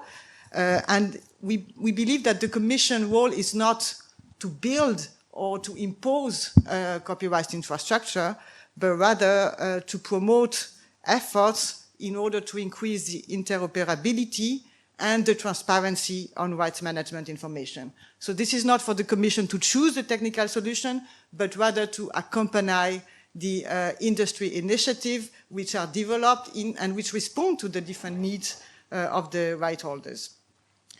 And just a final word, of course, on the relevance on this topic in the current context. Already with the streaming economy, we saw the importance of metadata and rights management information. Nowadays, with generative AI, I think it's only a confirmation of the need for such information and such dialogue between industry players and right holders. And in this regard, we have recently launched 2 projects which really illustrate the importance of having good solution in terms of rights management information. The first one is quite well known. So this is the feasibility study on the idea of a registry of TDM opt-out. I may come back to it later on. And the other one is a project developing a prototype of a registry for public domain works and openly licensed works. And I think the other panelists here, Paul, will probably mention it, so I will stop here on my side. Thank you so much, Emmanuel. So I will, or you will pass on the mic to Burak now. So we heard about, in the presentations, we heard a lot about the need to improve the author IDs and the asset IDs. So what are your views on increasing trust in copyright data? Of course, this question after you have introduced yourself. Thank you. Thanks very much. Firstly, GESAC is the European organization representing author societies, so the collective management organizations for authors and composers. So most of our members have celebrated their 100th year, some of them 200 years. So there's a reason why they are existing for so long time, because they've adapted and then served to the authors in a way that is needed in the different parts of the history.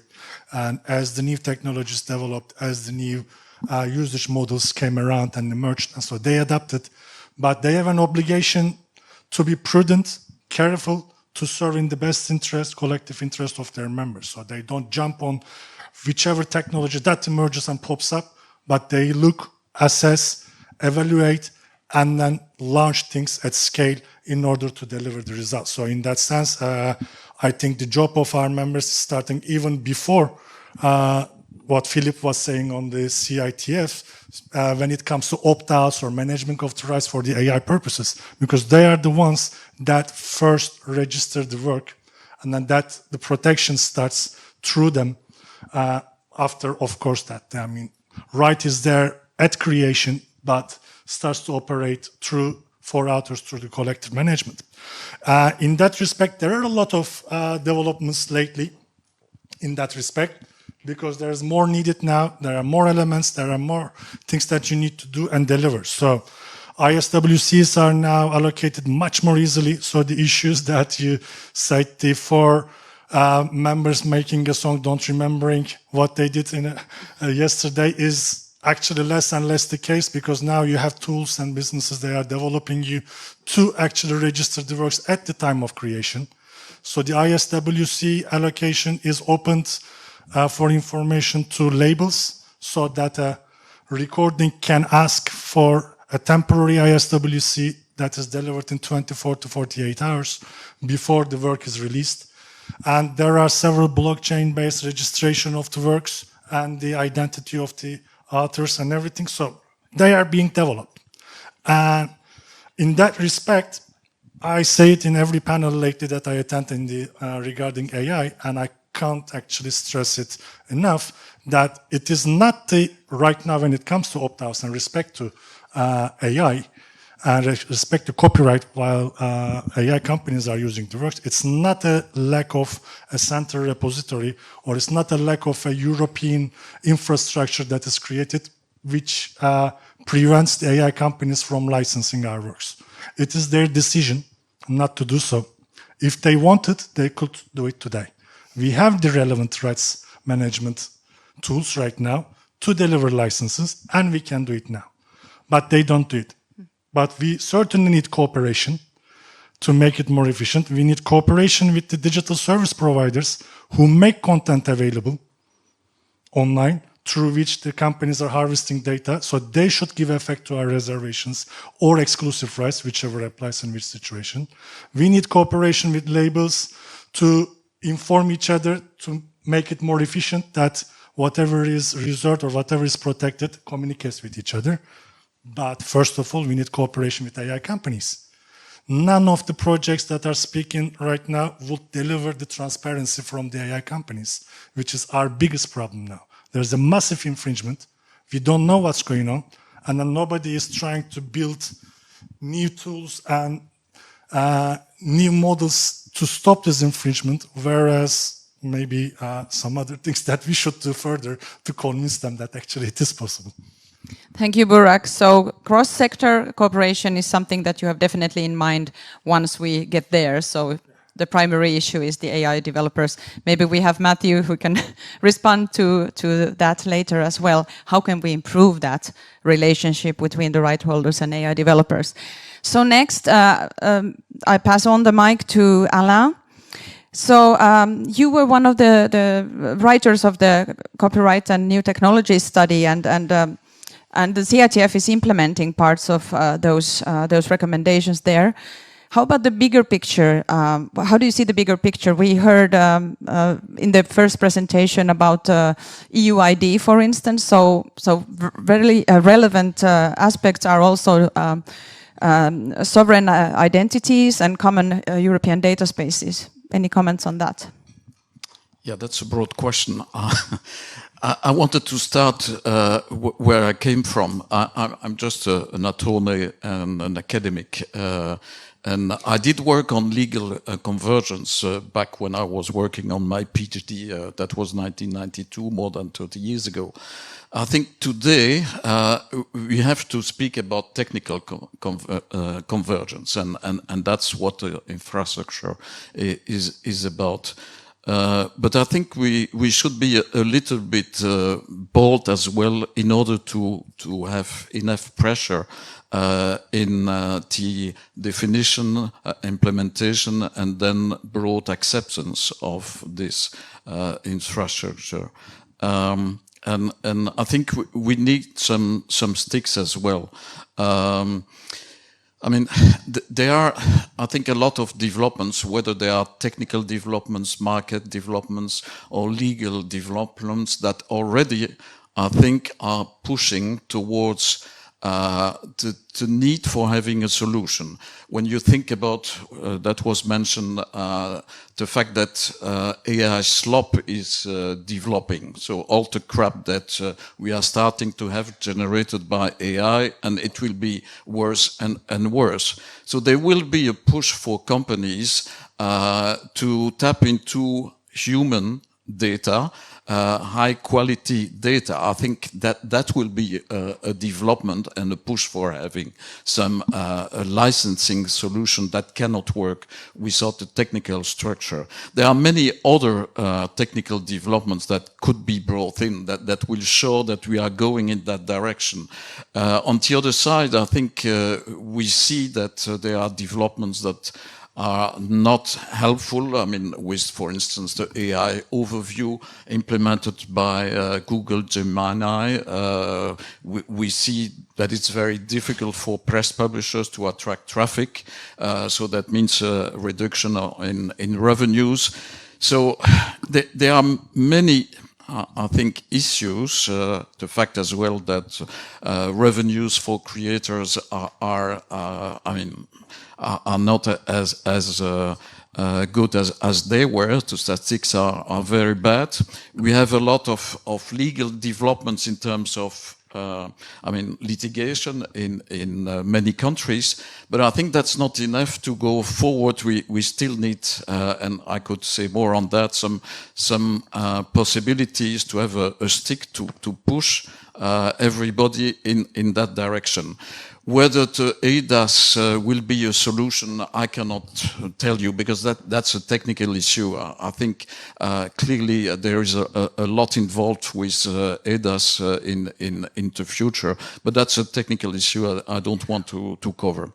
Thank you. Maybe I should stop here. Yes, thank you, Alain. I think, you said sticks, carrots. Funding is one big carrot there, and also the data union strategy that was mentioned actually in one of the questions just in the beginning is something to follow closely, because there is the possibility to extend data spaces and to get more industries involved in this sort of ecosystematic way to get funding for this type of activity, and then to be able to contribute these quality data sets to AI development, for instance.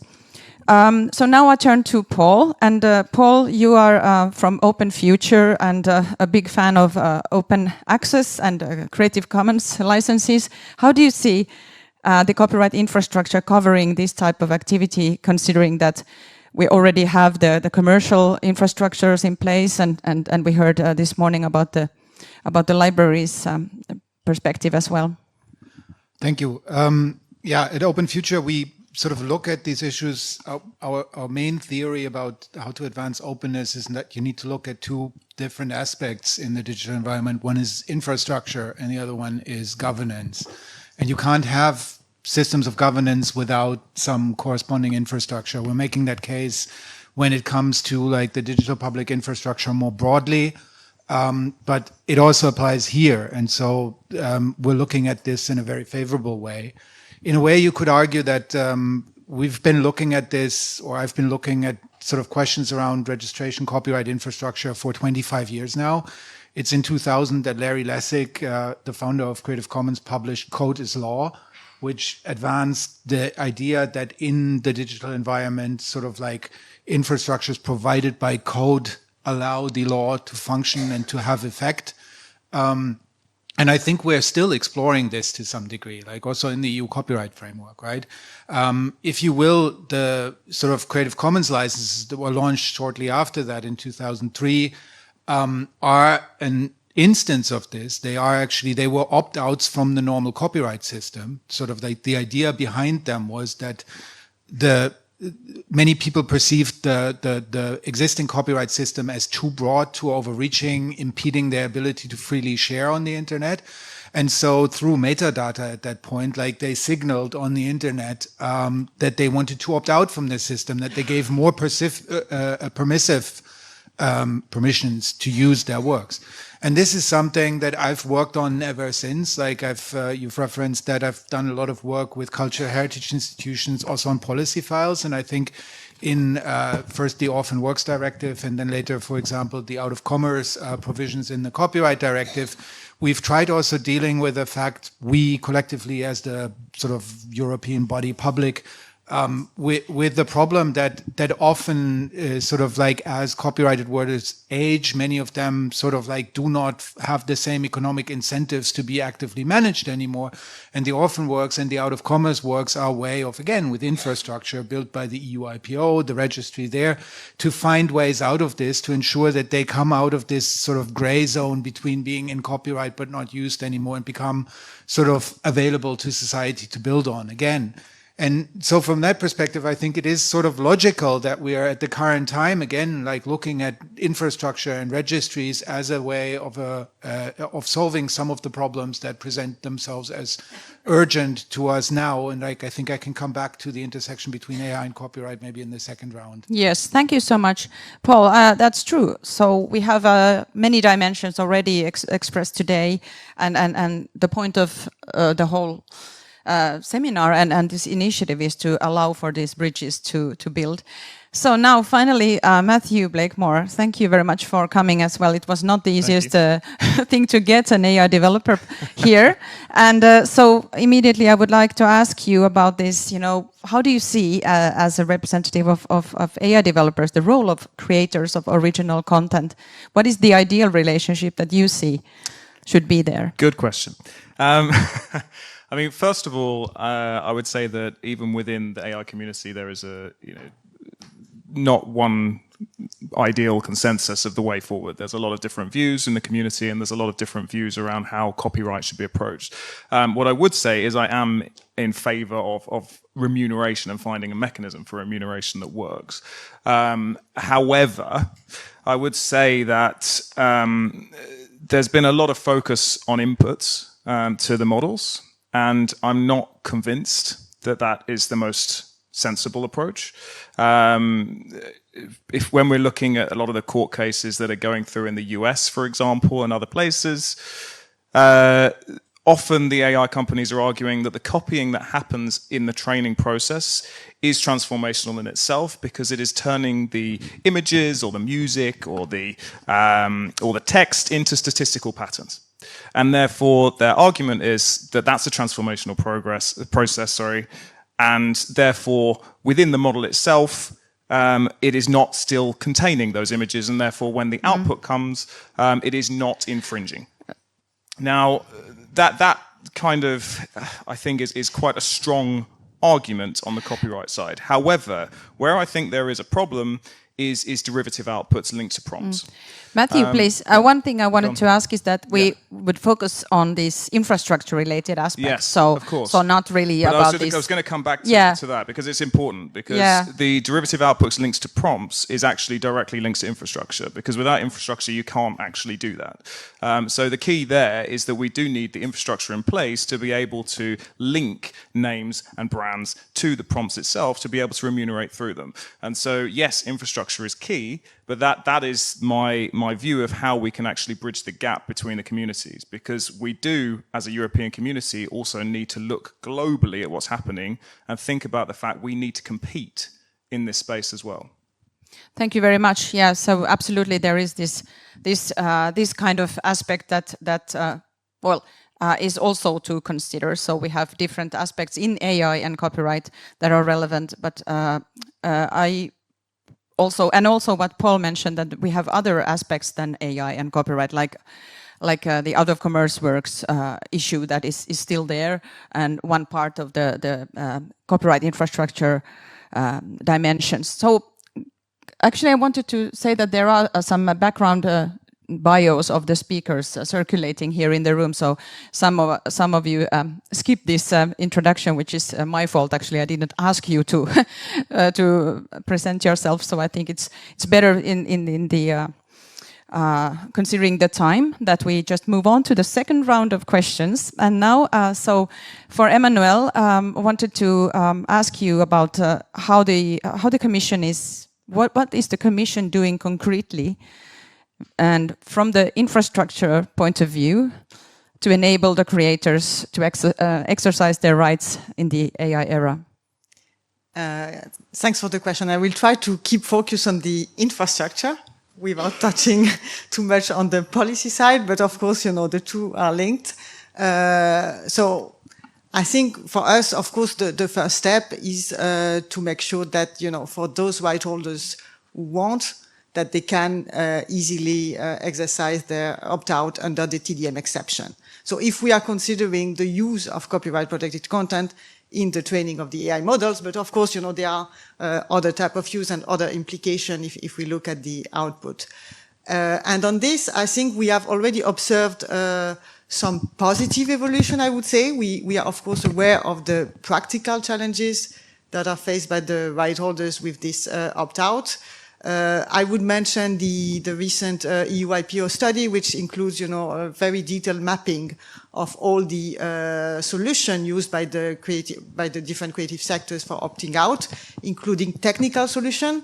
So we see that there are technical solutions that are already developed and that are being used in different sectors.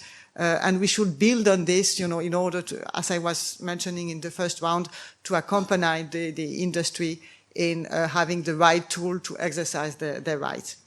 Then, in parallel, we are assessing the feasibility of this idea of a registry of opt-out. This is very open, so that, the study will consider both the opportunity of having this registry, but also the technical feasibility and whether it should be a central registry, a federated registry, just a portal. There are different solutions here that can be envisaged and that should build on existing tools without having the ambition to completely start from scratch. I think from the technical point of view, we are considering to work with fingerprinting technologies because we saw that this could address some of the shortcomings of other technologies like metadata or digital identifiers, which can be more easily removed. So with fingerprinting, we could address this issue. And we will also consider different use cases to see that maybe in certain sectors it would make sense and in others a bit less. So this is being considered now in the context of the study. And finally, I would just also mention that, of course, facilitating the expression of the opt-out is not an objective per se. This is not, what we want to achieve. What we want to achieve is either enforcement, so the right holders that do not want their content to be used to make sure that they have the right enforcement remedies to take action in case of infringement, or licensing. For those who want to license their content, to make sure that once they have opted out, there are licensing opportunities. And Alain was mentioning it. We believe that there is really a potential for a licensing market to develop.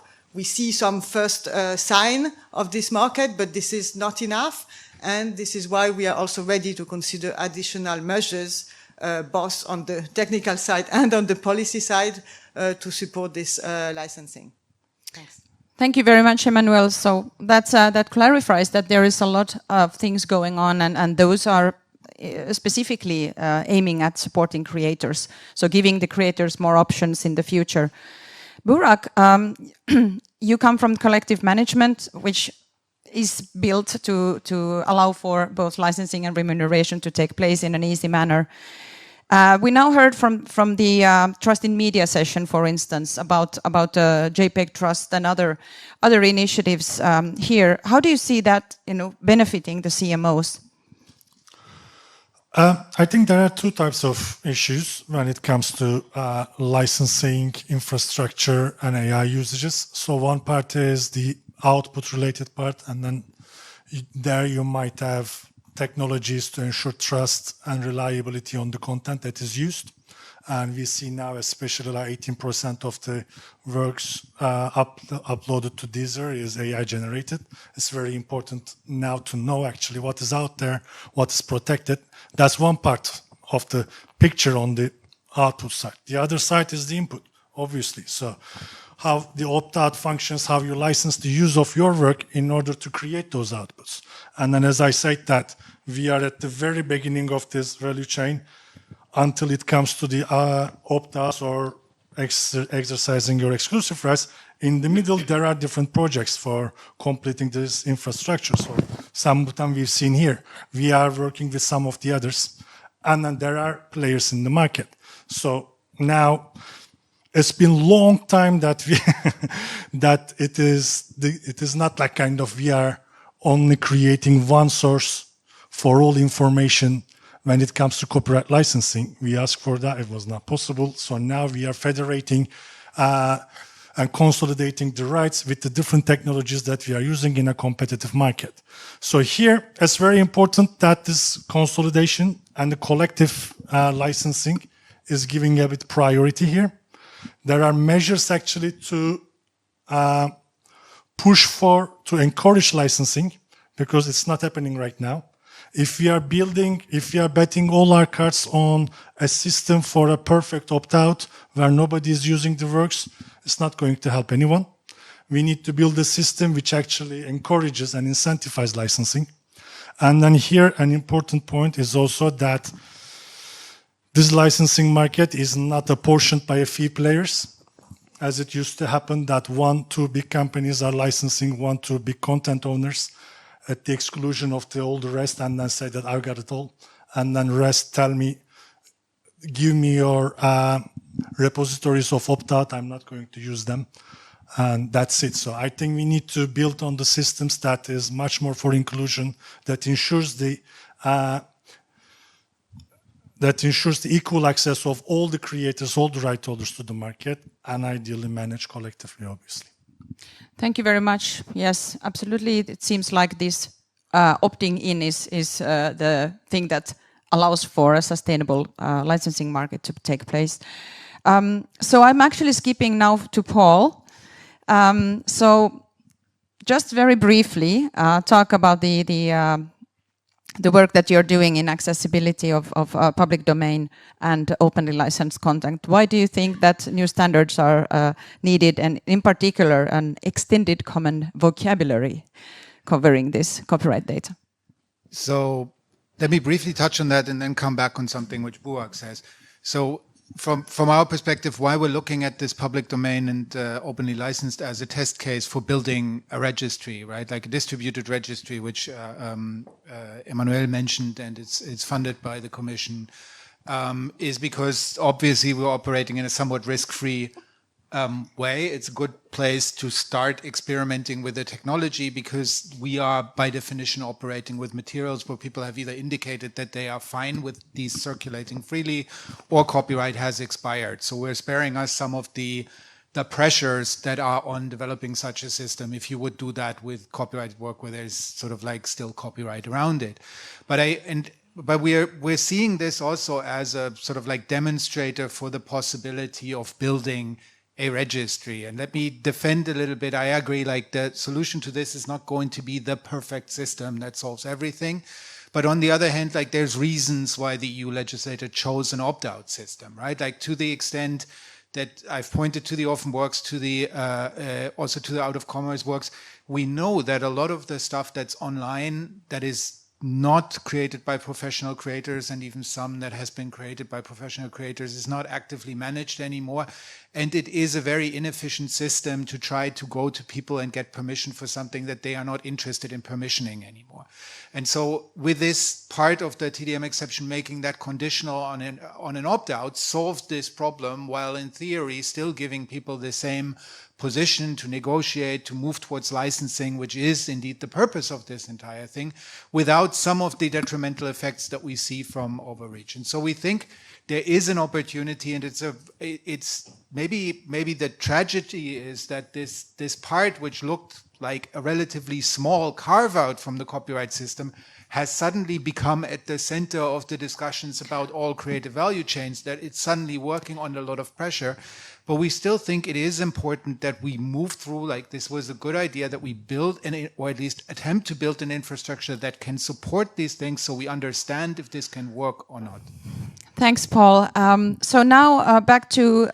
just one second. Sorry. I will need to leave in a few moments because I have a train to catch, because I didn't... That's why I gave the floor to you first, okay. So now to Alain. So from an academic point of view, what do you think, what is your take on how to develop the copyright infrastructure at the same time that you can ensure that right holders are being remunerated? Well, I suppose the two can be linked, definitely. No, I want to come back first on what was said. I mean, the Commission has been focusing on the opt-out, I mean, with the centralized database issues and what you presented, it's fine, but I think it's not, I mean, the opt-out, the reservation in Article 4 was not a good legal solution. So I don't think we should focus on it. We have to move on.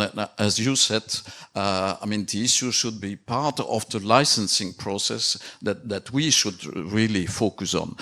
That's a real issue, and that's why the infrastructure is essential, because it could help. And there are many others, and I didn't have the time, factors I think that will push for having a solution and the possibility to have a license on high value data, because many people want to have it. But I think we should have an additional push, and that's one that the legislator can generate. And I'm pleading, on top of what I plead for, the development of a technical infrastructure, but that's not my business, so I leave it for the engineers. And we should find a solution that was raised by Hugo previously. I mean, standardization, or even at the first level, the definition of metadata. Everybody thinks it's great, but please use my definition of metadata. Please use my standard. And in terms of implementation, the last level, please use the way I implement a standard that is based on some metadata well defined. So we will have to solve that, because everybody is pleading for its own silo, its own solution. And I think one possibility is to use the leverage that the legislator has, which in itself is a solution, and that is to plead for an unwaivable right of remuneration that is not a substitute for exclusive right. And that's something that people should understand, because we know the levies. In the case of levies, you have right of remuneration that replace exclusive rights. And before that, we had only, when I started to study copyright, we had only exclusive right. Then we had the right of remuneration replacing the exclusive right. I plead today, because many countries, including this one, Belgium, have implemented right of remuneration that are unwaivable only for creators, individuals, whether performers or authors, and those rights are parallel to the exclusive rights. So they don't block the development of the market. The market solution is the first best solution. But unfortunately, everybody is sitting on its standard metadata definition or implementation. So we have, as a legislator, to push for a strong impetus, and that is for me the development of such a right of remuneration, unwaivable only for creators, because that will incentivize everybody to find a solution for the market. And we could have a linkage. I mean, in a first moment, we would have this right of remuneration adopted, and it could be phased out if the market at some point works as it should. And that might be an incentive for many actors on the market to move on and to abandon their silo. Thank you, Alain. I think there you would have the carrot, and also the way that AI developers might be able to also be interested in this work when it's already remunerated, but it's an invitation for all the right holders to participate in a common infrastructure work. I mean, we have the problem here is that we don't have the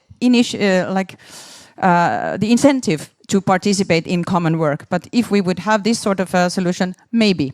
So now the final question to you before I open the floor. So how does this look? How does this sound from AI developing point of view? How would you see the best way forward? You heard that the right holders have different views. Just remuneration is not enough. There is an exclusive right to say no completely. So how would you reply to this? What is the way to tick the box respecting copyright? Well, I think the EU in many ways were a little bit of a leader actually in terms of actually providing the opt-out mechanism. And I know it's had teething problems, but then, most things do when they're implemented for the first time.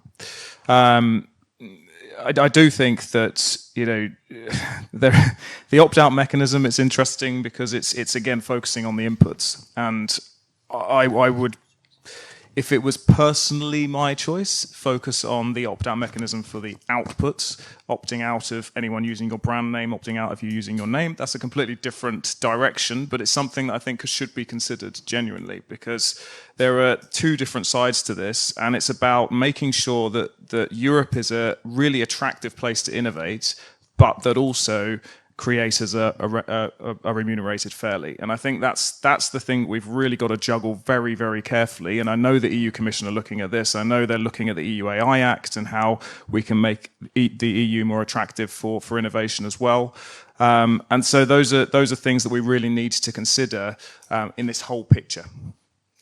Thank you very much, Matthew. So now I think I will open the floor for comments. We have some 8 minutes if we really have to stop at 6:30, maybe not. But so I really I invite also the participants online to put questions in the chat. But anyone here? Yes, Angela, please. Thank you very much. Angela Millsway from the European Publishers Council. I would be interested to know how the project is looking at how the AI is developing, because it's gone from training and outputs to training and constant augmentation and enhancement in real time by retrieving content live from the internet. And that's much more difficult to track and trace when it's being done in such, blink of an eye. It's not impossible because the same infrastructure is below all of that content, but I'd be interested to know how you're dealing with that.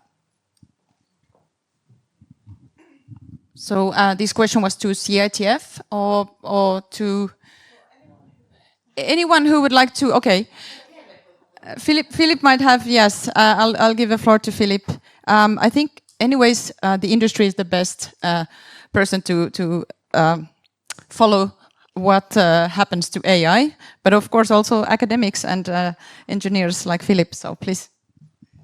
Well, I don't know if I'm the best place to answer, but at least to start the answer and then ask the panel to continue the answer. When at the CITF in this project we looked at AI systems, we start from technology. We did not start from the law, and not to go too deep, we use the OECD studies to see how an AI system is functioning. And there are many things which are technologically possible. So if you train the machine, you have a tremendous amount of iterative circles.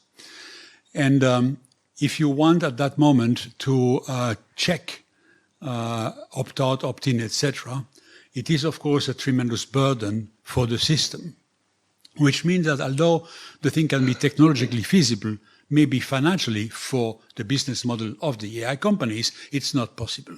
So that is one thing that we observed. Then we went much deeper in the logic of opting out or opting in. And I say logic because the problem is in the logic of this thing.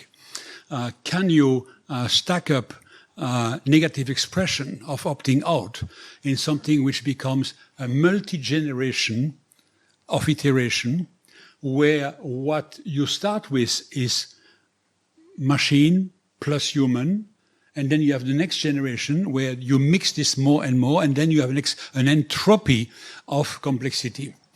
Now, digging extremely deep in this, we found documents, research from 26 years ago, trying to find a way to theorize the negative stack of expression.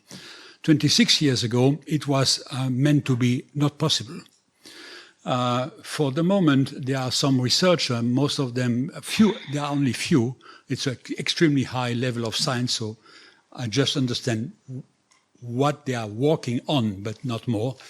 And those people are in the south of Sweden, and they are trying to push the envelope to try to define a theory of the stakeability of negative expression, so stakeability of opt-out expression. So far, they did not find. So let's face it. To the contrary, on the other side, and that is, I think, much more exciting, recently, American companies with American universities, so MIT and Cornell, created a system which is fully based on opt-in. And this system works. So they prove, on one side, you have people proving it works, and on the other side, you have proving searching, could it possibly work? So I invite everybody to, as I did many years ago, we have a technical disruption. Many years ago, I was dealing with peer-to-peer exchange and piracy. And I said in an earlier project, this is a technical disruption, it must have a technical answer, and then you put a cover of economy to prove that what the engineers are doing is fundable. And then you go to Emmanuel and her colleagues, and you put, based on something which can work and something where the economists, not the engineers, when the economists prove it can work, then you can legislate, etc. Recently, I've been invited by another government to revisit what I proposed at the Commission many, many years ago. So what are we facing now? AI is also a technical disruption. So, and we had very quickly, which is nice because it shows the commitment of the policymaker, we had very quickly a legal answer. And we did not yet have a technical answer. And we, technologists, we cannot tell you if we imagine a technical answer, if it is moneyable, if it makes economic sense. So again, at the end, almost the end of this conversation, I'm urging, as what I'm doing always at the end of such a seminar, we must work together. And we must work together means everybody at the panel here, so policymakers, rights holders, AI companies, etc. That's one part of the we. So rights holders, technologists, policymakers, etc. There is another part of the we. In each one of our institutions, we must have an interdisciplinary work between technologists, economists, lawyers, and even more, because when you look at AI, now we have anthropology, we have philosophy question. And if you wish to hide those anthropology and philosophy questions, you will not solve the problem. By the way, I've been part 6-7 years ago in a project of the Joint Research Center, where philosophers and anthropologists were at the table. So not only the institution needs to work together, but within the institution, we need tremendous interdisciplinary. And then we, mankind, we will solve it. I'm convinced we will solve it. Perfect optimism here. And Burak, you wanted to respond. I just wanted to a little bit, add to that. I think it's a fundamental question. And I think it's very much about the departure point of the whole discussion. The AI field is like hugely involves usages that are beyond TDM. So, Paul said that there was a reason why the legislator chose opt-out. Maybe it was actually not for generative AI at the first place that the legislator chose that option. Imagine that still with the AI Act and everything, it is relevant somewhere. But there are so many different players in the AI value chain, from harvesting data, creating databases, training model, developing the model, having the results. One exception cannot apply to every single player along the value chain. You cannot accumulate them, or application of one would not make the others act afterwards also covered by an exception. So in any case, we should think inevitably about the exercising of the rights in one way or another, either through opt-out or exclusive rights. But the idea is, that's what I'm trying to say. The registries or the functionalities for opt-out is not what is actually avoiding us from creating this licensing market right now. In Australia, there is no exception, no opt-out. In the current system of the UK, if they don't introduce anything, there is no exception, there is no opt-out. But nobody is able to licensing. You need to, because you are not able to exercise your rights. You don't know what's going on. In order to create a licensing market, you need to find a way that unlicensed usage is not tolerated. And then you are creating the incentives that only licensed work is being used. So, this is the only way that you can create a market. I just wanted to add one quick point. Thank you, Burak. I actually think that when it comes to RAG, it's almost separating it out so that the RAG mechanism, I think absolutely it's imperative that companies are remunerated from RAG. Because otherwise, I do worry that our entire media industry will collapse. So I just wanted to add that because it is imperative that we do remunerate through RAG, 100%. Yes. Thank you, Matthew. Thank you, Emmanuel. Thank you, Burak. And Alain, any questions still? Okay, we have still one.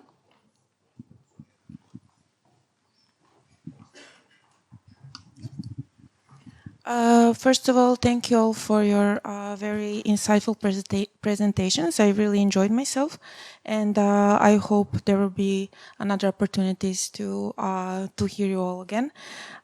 Just have one very quick basic question. So, as a member state of European Union, what does it mean in practice for a member state to be a part of a copyright infrastructure task force? So, what are concrete responsibilities and, tasks that member states need to fulfill in order to be a full functioning member of the task force? Thank you. Thank you very much. That's a good question, and I will give the floor to Daphne, who is part of the CITF and is from Greece. Hi, and you are from? Croatia, okay. Well, actually, almost 1 year ago, it was during the conference, the President's Conference in Amor, from Philippe, Alain, and Anna were presenting the Copyright Infrastructure Task Force, and I was very enthusiastic. During the break, I approached Anna, say, "Hi, Anna, how are you? I would like to become a member of this Copyright Infrastructure Task Force.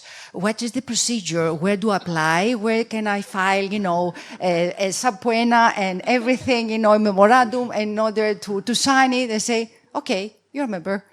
I say, "Do I have to send an email somewhere at least?" I say, "Okay, send an email, but you're a member."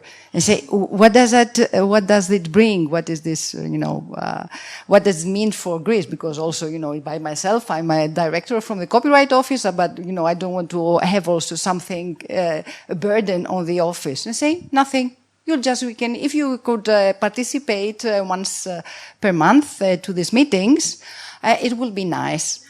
So actually, it's more like this, just a short story. It's participating to these monthly events, at least for the time being, because this is probably also the major question: what happens next?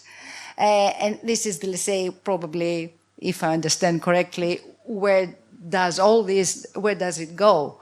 But actually, this is support. This is an understanding how important this copyright infrastructure initiative is, and also trying everybody to understand how we are going to connect all the different aspects and perspectives that are involved. And this is also something very important during these monthly meetings, that you realize, or also I got to know things that I didn't even know that exist, and how all this play their very important role in this puzzle that's called copyright infrastructure.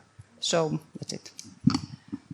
Thank you. Sorry. Thank you so much, Daphne. And yeah, it's really low threshold. So the point is that if you're interested in these issues, please join us. And of course, then also the use case activities are then subject to funding, and those kinds of things are arranged, hopefully always. So in one way or another. But thank you for your interest, and you're welcome to join anytime.